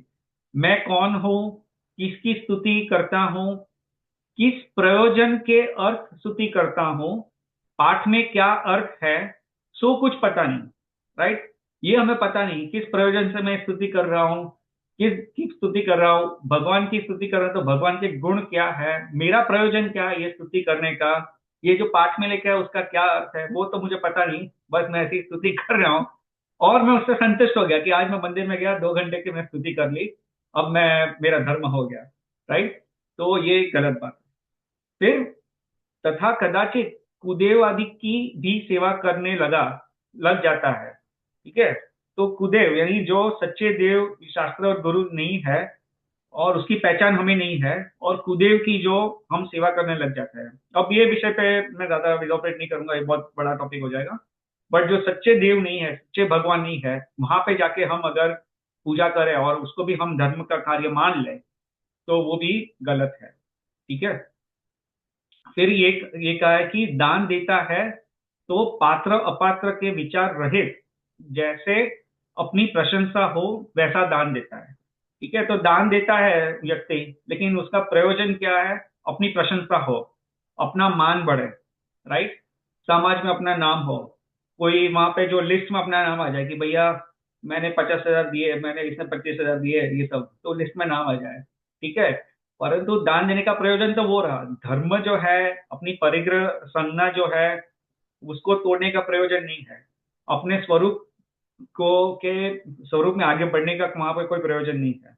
और किसको दान दिया, वो पात्र है या अपात्र है, उसका भी विचार नहीं किया, और दान दिया। तो अल्टीमेटली ये सब जो है, ये भी उचित नहीं है। तो ये सब जो पॉइंट्स है, फिर ये और एक पॉइंट ले लेता हूं मैं यहाँ पे। तथा तप करता है तो भूखा रहकर महंत महंतपना हो, वह कार्य करता है, परिणामों की पहचान नहीं है। ठीक है, तो तप का स्वरूप हमने ज्यादातर लोगों ने ये क्या समझ रहा है कि भैया भूखे रह लो, वो अपना तप हो गया। ठीक है तो जैन धर्म में इसको तप नहीं कहा है, भूखे रहने को तप नहीं कहा। अभी इस विषय पे भी अपने आज के लिए अपने पास है ना बहुत ज्यादा कंटेंट है, मैं इस पे बहुत टॉपिक इस पर डिटेल में जाना चाहता, अभी इसमें ही आएगा। ठीक है, मोक्ष मार्ग प्रकाशित में ही आएगा एक्चुअली ये टॉपिक। लेकिन ये सिर्फ भूखे रहना जो है, अगर वो तप की परिभाषा हो, तो मान समझ लो कि हमसे तो ज्यादा तप जो है वो तीर्थ गति के जीव करते हैं। क्योंकि हम तो भैया जो साल में इतने कम दिन भूखे रहते हैं, तीर्थ गति के जीव है, उनको आहार आदि तो मिलता नहीं है सामान्य से इजिली। हम लोग देखते हैं राइट, स्ट्रीट में कुत्ते पड़े रहते हैं, बिल्लियां रहती है जो डोमेस्टिक एनिमल्स रहते हैं, गाय रहती है, इंडिया में ये सब दिखने मिलता है, फिर जंगल में काफी प्राणियां रहते हैं। तो ये सब जो भूखे रहते हैं, तो अगर भूखे रहना है उसी को अगर हम तप मान ले, और उसमें हमारे कोई विचार, प्रयोजन, आत्मशुद्धि का लक्ष्य ये सब ना हो, तो ये तप नहीं है। राइट। और अगर सिर्फ भूखे रहने को हम तप मान ले, तो अल्टीमेटली तो तीर्थ गति के जीव हमसे ज्यादा तप कर रहे हैं, अगर इस अपेक्षा से बात करें। लेकिन परंतु हकीकत में ऐसा नहीं है। हाँ पूर्व भाई, I am glad you asked some question, you want to ask some question, go ahead. Yeah, simple question. जैन धर्म में तप करना is very important, especially the Paryushan time तप. So ये जो आप समझा रहे इसके हिसाब से तो we have to not just do तप but also have the भाव behind the तप. Exactly. And I would like to learn more about that actually. Exactly. So जो भाव है वो भी होने चाहिए। देखिए, अभी अपना जस्ट एक बहुत स्थूल रूप से कह रहा हूँ कि जो अभी हमने पिछले सेशन में थोड़ा कवर किया था कि जो दुख जो है हमारा, उसका जो मूल कारण है वो है मिथ्यात्व। राइट। तो हमने जो सच्ची समझ नहीं ग्रहण की, और हम ये सब जब मिथ्यात्व में रहते हैं, तो हम लोग क्या करते हैं, ये तप की क्रिया करते हैं। चलिए, उसमें पहले तो ये भाव जो है वो इम्पोर्टेंट है, वो तो सही है, बट इससे और ये सब सही है, यानी ऐसा नहीं है कि तप करने का निषेध है, यहाँ पे कहीं पे ऐसा नहीं कहा है। अगर हम संसार के कार्य में रचे पचे रहे और तप ना करें, तो और भी कुछ ना करें, तो ये तप जो है वो हमारे लिए कार्यकारी है, उसको ऐसा समझ के उसको करना चाहिए। राइट। परंतु इसको सिर्फ एक शरीर की क्रिया ना करें, उसके पीछे जो उसका प्रयोजन है वो समझे, भाव समझे, तत्वों को समझे। तप जो है उसको अपने जैन धर्म में उसको क्या उसका इंपॉर्टेंस है। राइट। वो तप जो है वो वास्तव में तो निर्जर का कारण है। और तप की परिभाषा क्या है, इच्छा का निरोध करना, वो तप है। तो ये सब जो है ये तत्व, ये अभी हम पूरा तप का टॉपिक नहीं है, इसमें मैं ज्यादा डिटेल में नहीं जा रहा हूँ, बट बेसिकली ये जो तप का स्वरूप क्या है, सच्चा स्वरूप क्या है, और तप के स्वरूप में भी एक्चुअली एक उपेक्षा से देखो तो सम्यक दर्शन गर्भित है। राइट। तो ये बेसिकली ये सब जब हम तत्व समझकर ये सब करें, ये सब जो तप आदि की क्रिया करें, तो ये हमें बहुत ही लाभ कराएगी। परंतु उसको हम सिर्फ एक शारीरिक क्रिया कर ली, जैसे पर्यूषण आए, श्वेतांबर में 8 दिन के होते हैं, अपने दिगंबर में 10 दिन के होते हैं, तो उसमें भी ये समझिए कि भैया पर्यूषण आए, पिछली बार मैंने 3 उपवास किए थे, आज मैं इस बार 8 उपवास करूंगा। राइट। तो बस ये है, और फिर 8 उपवास कर लिए, और अल्टीमेटली जो 8 उपवास के पहले जो हमारी हम जहाँ थे वहीं 8 उपवास के बाद भी वहीं पे है। राइट। क्योंकि हमारी मनोस्थिति में कोई फर्क नहीं आया, हमारा जो आहार के प्रति राग है वो नहीं गया, हमने अपने आत्मस्वरूप का कोई चिंतन नहीं किया, उसमें सिर्फ ये बाहर की क्रिया कर ली और ये 8 उपवास किए। तो हम अभी यहाँ पे ये सोच के संतुष्ट हो जाते हैं कि भैया पिछली बार मैंने 3 उपवास किए थे, इस बार मैंने 8 उपवास कर लिए, तो मैंने धर्म में वृद्धि कर ली। परंतु ये धर्म का स्वरूप ही नहीं है, यही हमने नहीं समझा। राइट। तो यहाँ पे अधिकतर जो जैनियों है वहां पे गलती करता है। राइट। ये खेद पूर्वक बता रहा हूँ, यहाँ पे किसी का मजाक उड़ाना, किसी की निंदा करना, ये प्रयोजन नहीं है। मैं I am trying to clarify my stand. यहाँ पे किसी का, यहाँ पे कोई हम निंदा नहीं कर रहे हैं। ये बहुत खेद पूर्वक की बात है कि जो धर्म का स्वरूप है, सही स्वरूप है, कई लोगों ने इसको समझा नहीं, और ये सब क्रिया में ही धर्म मान के हम सालों से इसको इसी को ऐसे ही करते आ रहे हैं। तो ये बहुत खेद की बात है अल्टीमेटली। इसलिए ये जो मोक्ष मार्ग प्रकाशन ग्रंथ है ना, ये बहुत ही कार्यकारी ग्रंथ है। जहाँ पे जो अपना जो अंडरस्टैंडिंग है, जहाँ पे हम गलती करते हैं, क्या सही है क्या गलत है, इसमें 3 प्रकार के जो मिथ्या दृष्टि जीव है उनके बारे में भी कहा है। जो व्यवहारभासी एक मिथ्या दृष्टि है, फिर एक है निश्चयाभासी मिथ्या दृष्टि, जो बोलते हैं कि भैया ये मुझे इस टाइप की जो तप व्रत आदि की कुछ करने की जरूरत नहीं है, बस मैं मन में अपना धर्म कर लिया, बस मेरा धर्म हो गया। तो ये एक दूसरा प्रकार का मिथ्या दृष्टि है, उसको कहते हैं निश्चयाभासी मिथ्या दृष्टि। फिर एक होता है उभयाभासी मिथ्या दृष्टि, जो ये दोनों को मिक्स मान के चलता है, वो भी वहां पे भी वो मिथ्यात्व का ही ग्रहण करता है अल्टीमेटली। तो ये टॉपिक है, बहुत इंटरेस्टिंग टॉपिक है। एक अपने पंडित जी आए थे पिछली बार अपने टेम्पल में, अपना जो पर्यूषण चल रहा था, 10 लक्षण चल रहे थे ना, तब वो पंडित जी आए थे, अपना अहमदाबाद से आए थे। उन्होंने इस टॉपिक पे ही पूरा जो अपना 10 लक्षण में लिया था, और बहुत ही अच्छी तरह से इसको समझा। राइट, तो ये मोक्ष मार्ग प्रकाशक में है, अब सब लोग को अपने आप से भी पढ़ सकते हैं। तो बेसिकली ये एक पॉइंट यहाँ पे है। ठीक है, और किसी को कोई क्वेश्चन है यहाँ पे बिफोर वी मूव फॉरवर्ड? मैं बोलना चाहूंगी कि ये तत्व चिंतन का टॉपिक है।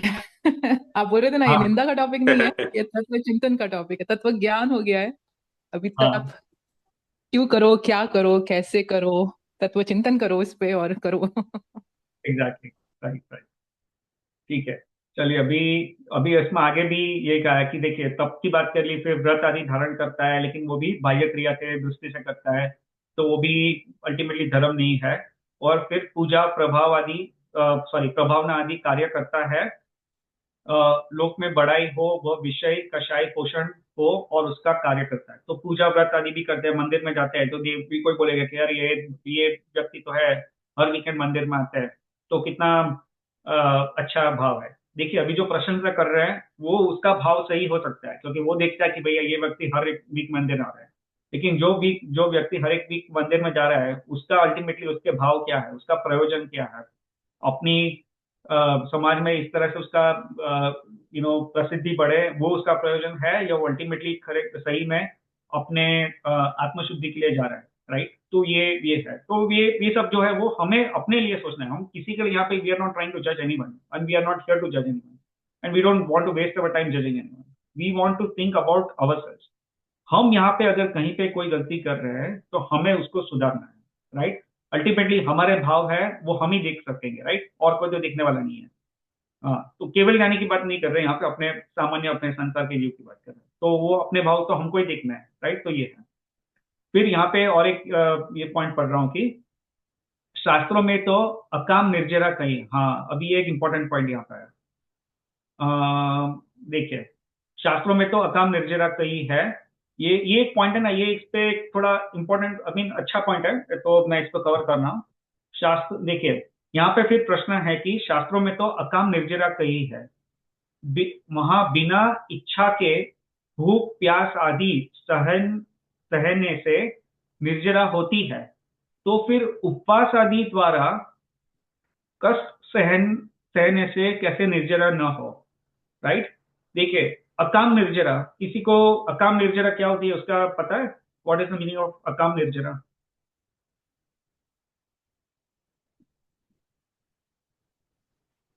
आज कोई आंसर नहीं दे रहा है, मैं ही आंसर दे रहा हूँ। मैं पिछली बार में बहुत खुश था, सब लोग बोल रहे थे, कंट्रीब्यूट कर रहे थे, आज कोई सब चुप शांत हो गए। अकाम निर्जरा, ठीक है, ये अगर नहीं पता है तो कोई बात नहीं। देखिए निर्जरा जो है, निर्जरा शब्द का क्या अर्थ होता है? निर्जरा होता है, उसका शब्द होता है, उसका अर्थ होता है कि कर्मों का जाना। यानी हमारे आत्मा के हर एक प्रदेश में असंख्य या अनंत, I don't remember the exact word, so whether it's असंख्य या अनंत, बट हमारे आत्मा के हर एक प्रदेश में असंख्य कार्मण वर्गणाएं जुड़ी हुई है। राइट, क्योंकि हमारे इतने सारे कर्म बंद किए हैं। कर्म जो कर्म है वो पुद्गल है बेसिकली। सो जो पुद्गल कर्म के जो एटम्स है, जो पार्टिकल्स है, वो हर एक आत्म प्रदेश में असंख्य या अनंत कर्म की वर्गणाएं जो है वो हमारे एक एक आत्म प्रदेश में जुड़ी हुई है।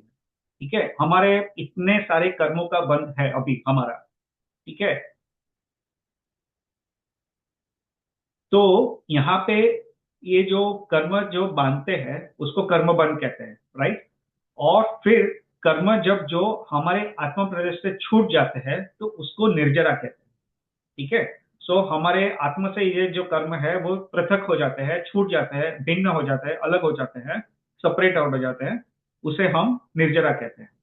निर्जरा जो है वो दो प्रकार की होती है, एक तो सकाम निर्जरा और एक अकाम निर्जरा, वो एक उपेक्षा से। फिर दूसरी उपेक्षा से सविपाकी और अविपाकी, राइट। तो सविपाकी यानी जो कर्म अपने फल दे के फिर वो आत्मा से पृथक हो जाता है, तो उसे सविपाकी कहता है, यानी कर्म ने उसका फल दे दिया, राइट। मान लो कि मैंने पिछले जन्म में अननेसेसरली पानी वेस्ट किया था, एक एग्जांपल दे रहा हूं, ठीक है। और वो पानी वेस्ट करने से जो जो जलकाय के जीव है उसकी विरजना हुई, ठीक है। तो मेरे असाता विज्ञेय कर्म का बंध हुआ उस क्रिया से।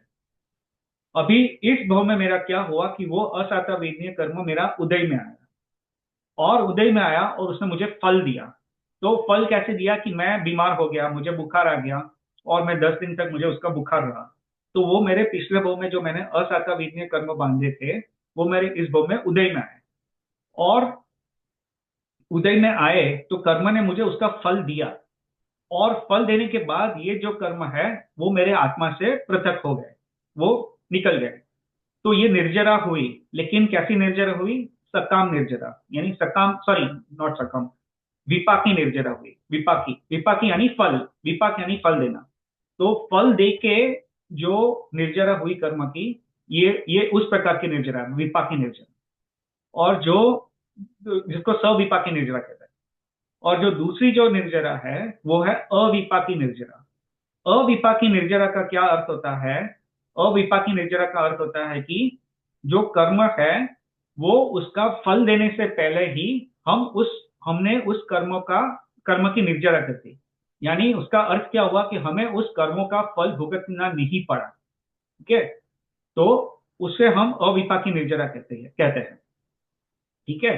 जैसे ये एग्जाम्पल दे रहा हूं, अभी ये जो एग्जाम्पल दिया ना उसी की बात कर लेते हैं कि मैंने पिछले भाव में जैसे पानी बहुत वेस्ट किया और जलकाय जीव की विराधना की, और जलकाय जीव की विराधना की, उससे मेरा असाता विज्ञेय कर्म का बंध हुआ। परंतु इस भाव में फिर, और अभी वो कर्म जो है वो मेरे आत्मा में जुड़ा हुआ है और उसका मुझे फल भी मिलने वाला है। परंतु मैंने एक ये सही समझ के साथ मैंने उग्र तप किया, राइट। और उग्र तप किया, और ये उग्र तप करने की वजह से मेरी सही में मान लो कि निर्जरा हुई, ठीक है, मान लो कि निर्जरा हुई। तो उससे क्या हुआ कि ये जो मेरे असाता विज्ञेय कर्म जो मैंने बांधे थे उसकी मैंने निर्जरा कर ली। और निर्जरा कर ली, उसका अर्थ क्या हुआ कि अभी मुझे वो जो पिछले भाव में जो कर्म बांधा था उसका मुझे फल नहीं भुगतना पड़ेगा, ठीक है। तो ये जो है वो है अविपाकी निर्जरा, यानी उसका फल मिलने से पहले ही, कर्म का फल मिलने से पहले ही उस कर्म की मैंने निर्जरा कर ली, ठीक है। तो ये जो है उसको अविपाकी निर्जरा कहते हैं। अभी अपने शास्त्र में सामान्य से जब निर्जरा शब्द पढ़े, यहाँ पे अविपाकी और सविपाकी ना लिखा हो, तो सामान्य से उसका अर्थ ultimately you have to understand based on the context, किस उपेक्षा से बात की है। बट सामान्य से इसको हम समझ सकते हैं कि ये जो है वो है अविपाकी निर्जरा की बात कर रही है, जो चल रही है। क्योंकि अल्टीमेटली देखिए, कर्म का जो फल हमें मिल जाता है तो वो तो अपने आप ही होने वाला है, उसमें फिर हम कुछ करते नहीं है, और हम बेसिकली इससे हमें कोई फायदा नहीं है, क्योंकि मैंने जो कर्म किए वो अल्टीमेटली मैंने भुगत लिए, राइट। तो उससे मुझे कोई फायदा नहीं हुआ। अगर मैंने जो कर्म किए थे वो उसको मैं भोगने से पहले ही उसकी निर्जरा कर लूं तो उससे मुझे लाभ है, राइट। तो सामान्य से जब हम या शास्त्र में वो they will not explicitly use the word अविपाकी और सविपाकी निर्जरा, बट हमें जो कॉन्टेक्स्ट से समझना है, बट सामान्य से उसका basically we are talking about the अविपाकी निर्जरा, क्योंकि कर्म का फल देने से पहले ही हम उसकी निर्जरा करें तो उसे हम अविपाकी निर्जरा कहते हैं, और वही उससे क्या तो हमें लाभ है, राइट। तो that is why we are interested, ऐसा है।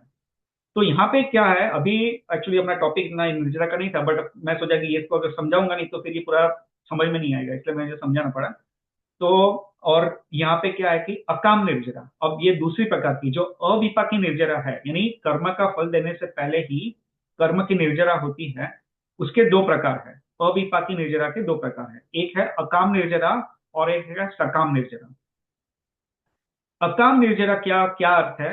अकाम निर्जरा जैसे हमने अभी बात की कि जैसे इंडिया में स्ट्रीट डॉग्स है, कुत्ते हैं, तो इतनी गर्मी होती है तो गर्मी को सहन करते हैं, सर्दी होती है तो सर्दी को सहन करते हैं, ठंड को सहन करते हैं। फिर भूख है, प्यास है, उसको सहन करते हैं, क्योंकि ऐसा तो नहीं है कि वो भूख लगी और इच्छा हुई और खाना मिल गया। किसी दिन खाना मिलता है, किसी दिन नहीं मिलता है, किसी दिन प्यास लगती है तो कुछ, किसी दिन कुछ पीने के लिए पानी मिलता है, किसी दिन नहीं मिलता है, राइट। तो इसमें हमारे शास्त्र में क्या कहा है कि इस तरह से भी जो, इसमें एक तरह से देखें तो कर्म का उदय भी आ गया, लेकिन इसमें जो है वो थोड़ी निर्जरा भी हो जाती है। लाइक सविपाकी नहीं, अविपाकी निर्जरा भी हो जाती है। यानी कर्म जो है थोड़े ऐसे है कि आपने वो मंद भाव से, मंद कषाय से ऐसी जो विषम परिस्थिति को सहन किया, जिस जीव ने उसको सहन सहन किया ऐसी विषम परिस्थिति को, तो वहां पे थोड़ी कर्म की निर्जरा वहां पे भी हो जाती है। लेकिन इसको अकाम निर्जरा कहा। अकाम निर्जरा क्यों कहा? यानी इच्छा तो नहीं थी निर्जरा करने की, इच्छा तो खाने की थी। अगर उस कुत्ते को तब कोई खाना देता, मिल जाता कुत्ते को, तो वो कुत्ता खुशी खुशी खा लेता, परंतु कुत्ते के पास कोई ऑप्शन ही नहीं रहा और उसे भूखा रहना पड़ा। और तो फिर उसने समता भाव से उसको सहन कर लिया, भूख को भी सहन कर लिया, तो वहां पे उसकी अकाम निर्जरा हुई। अकाम इसलिए क्योंकि उसने इच्छा नहीं थी निर्जरा की, परंतु संजोग के वश उसकी निर्जरा वहां पे हुई, तो वो है अकाम निर्जरा। और जो सकाम निर्जरा है उसका ऑपोजिट वर्ड है। सकाम निर्जरा है, उसका मीनिंग होता है कि अपनी इच्छा से निर्जरा की, यानी जिसने कोई व्रत तप आदि लिए, और जैसे हमने पर्यूषण में 8 उपवास की बात की, तो वो सकाम निर्जरा का कारण बन सकता है, हमेशा बनेगा ऐसा नहीं है। वो वही यहाँ पे हम आगे पढ़ने वाले थे कि ऐसा है। बट सही कोई जीव उसको ये तप को सही उसका स्वरूप समझे और सही प्रयोजन से उसका तप करे, और उसका सही ज्ञान हो, और फिर ज्ञान के साथ सही भाव के साथ वो तप करे, तो जो तप है वो निर्जरा का कारण है, राइट। तत्वार्थ सूत्र में उसका सूत्र भी आता है कि तप निर्जरा च, यानी तप जो है वो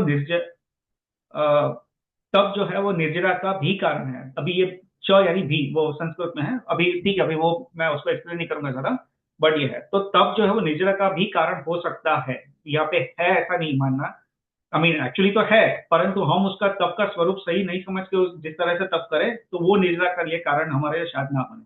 ठीक है, तो ये है। तो वो हमने अभी क्या शब्द समझे, एक तो अविपाकी निर्जरा और एक सविपाकी निर्जरा समझी, और एक हमने अकाम निर्जरा समझा और एक सकाम निर्जरा समझा। ठीक है, तो ये इतना हमने समझा। अभी हम जो अकाम निर्जरा से रिलेटेड एक पॉइंट है यहाँ पे हम पढ़ने वाले थे, और निर्जरा से रिलेटेड एक दूसरे पॉइंट से वो पढ़ने वाले थे, लेकिन अपना एक्चुअली अभी समय हो चुका है अनफॉर्चुनेटली। आज अपने पास, मैंने बताया ना कि अपने पास एक्चुअली 3 घंटे का आज अगर स्वाध्याय होता तो we would have been able to continue for 3 hours also, but अभी अपना समय हो चुका है, तो I want to be mindful of everyone's time. तो मैं I think will stop here. I just wanted to ask one question कि are you guys okay to continue on this topic and some related points in the next session? कि अभी ऐसा लगता है कि ये टॉपिक पर बहुत हो गया, अभी let's move on to some other topic. I just want to get a quick opinion from everyone.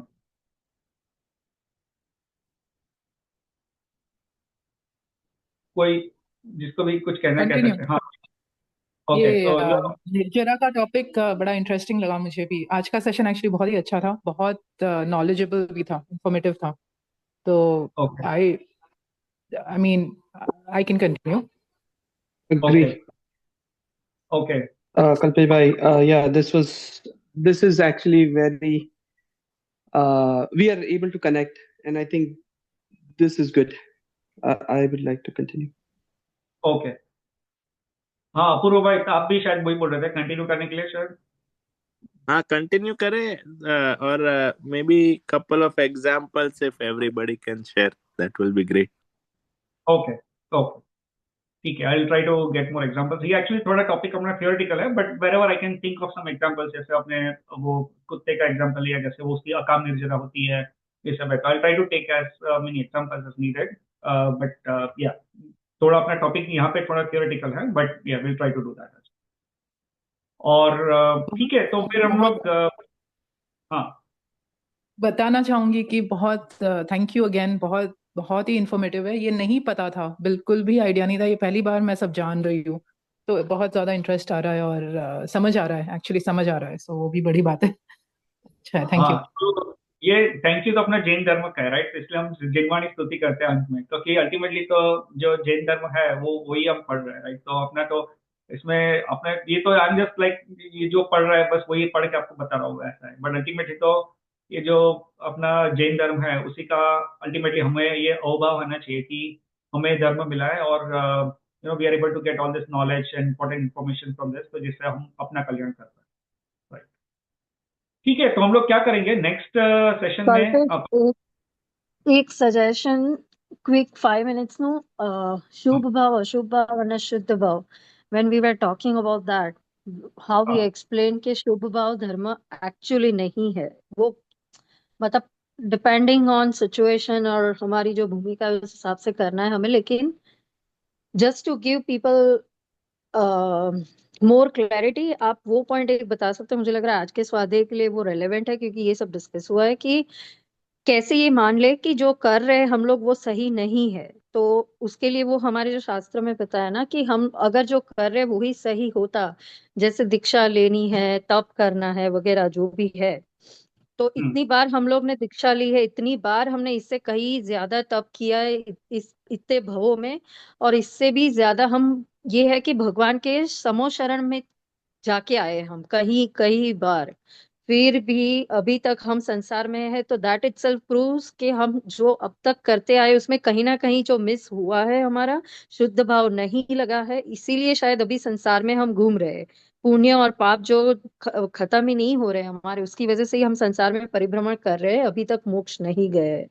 तो ये पॉइंट आई मीन वो पॉइंट आप शायद वो बताओगे तो पीपल विल बी। हाँ, वो पॉइंट है, वो पॉइंट एक्चुअली अपने लिस्ट में है आज का। देखिए ये मैं लेने वाला था, ये 6 डाला की एक जो ये 6 डाला में आता है कि ज्ञान समान न आन जगत में सुख को कारण, और यहाँ पे लिखा है कि यही परमामृत जन्म जरा मृत्यु रोग निवारण। फिर यहाँ पे जो 6 डाला है उसी का एक दूसरा पॉइंट आता है कि कोटि जन्म तप तपे ज्ञान विन कर्म जरे जे, ज्ञानी के छिन्न में त्रिगुप्ति त्रिगुप्ति ते सहज तरे थे। ठीक है, अभी इसका जो मीनिंग है वो हम एक्चुअली अपने नेक्स्ट सेशन में कवर करेंगे, right? So this is exactly what you are saying. और इसका जो 6 डाला में जो आता है, यानी ये सब जो एक्चुअली में शास्त्र बहुत अलग अलग शास्त्रों में ये सब आता है, but this is the exact point I was trying to cover today, right? So, we ran out of time, so that's why I was asking you, are we guys okay to continue on the same topic a little bit further? So the answer is yes. So we'll try to cover the same point in the next session. ठीक है? और क्या? Okay, चलिए हम जिनवाणी स्तुति कर लेते हैं। तो मैं जो है आज एक्चुअली अपना डायरेक्टली यूट्यूब से प्ले कर रहा हूँ for a change. So let me share my screen.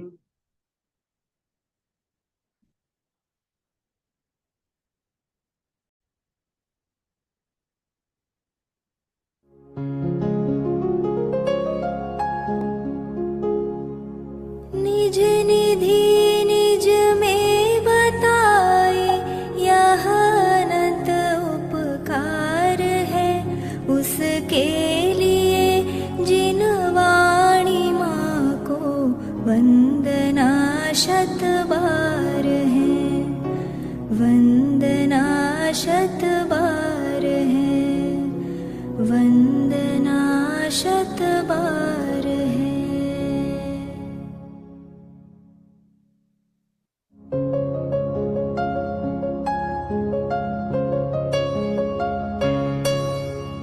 हे जिनवाणी भारती तो ही जपो दिन रैन, जो तेरी शरणा गहे सो पावे सुख चैन, जावाणी के ज्ञान ते सूझे लोकालोक, सो वाणी मस्तक नवो सदा देत हो ढोक, सदा देत हो ढोक।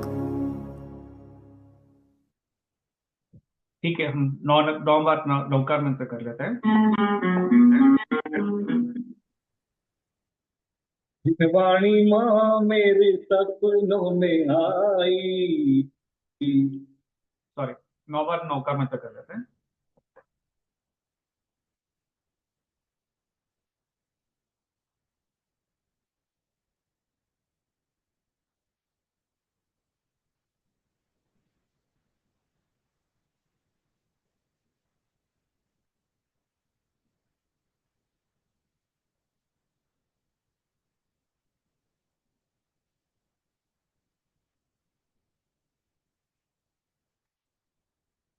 ठीक है, जय जिनेन्द्र सभी को। जय जिनेन्द्र, कल्पेश भाई। Jayendra, thank you. जय जिनेन्द्र। जय जिनेन्द्र।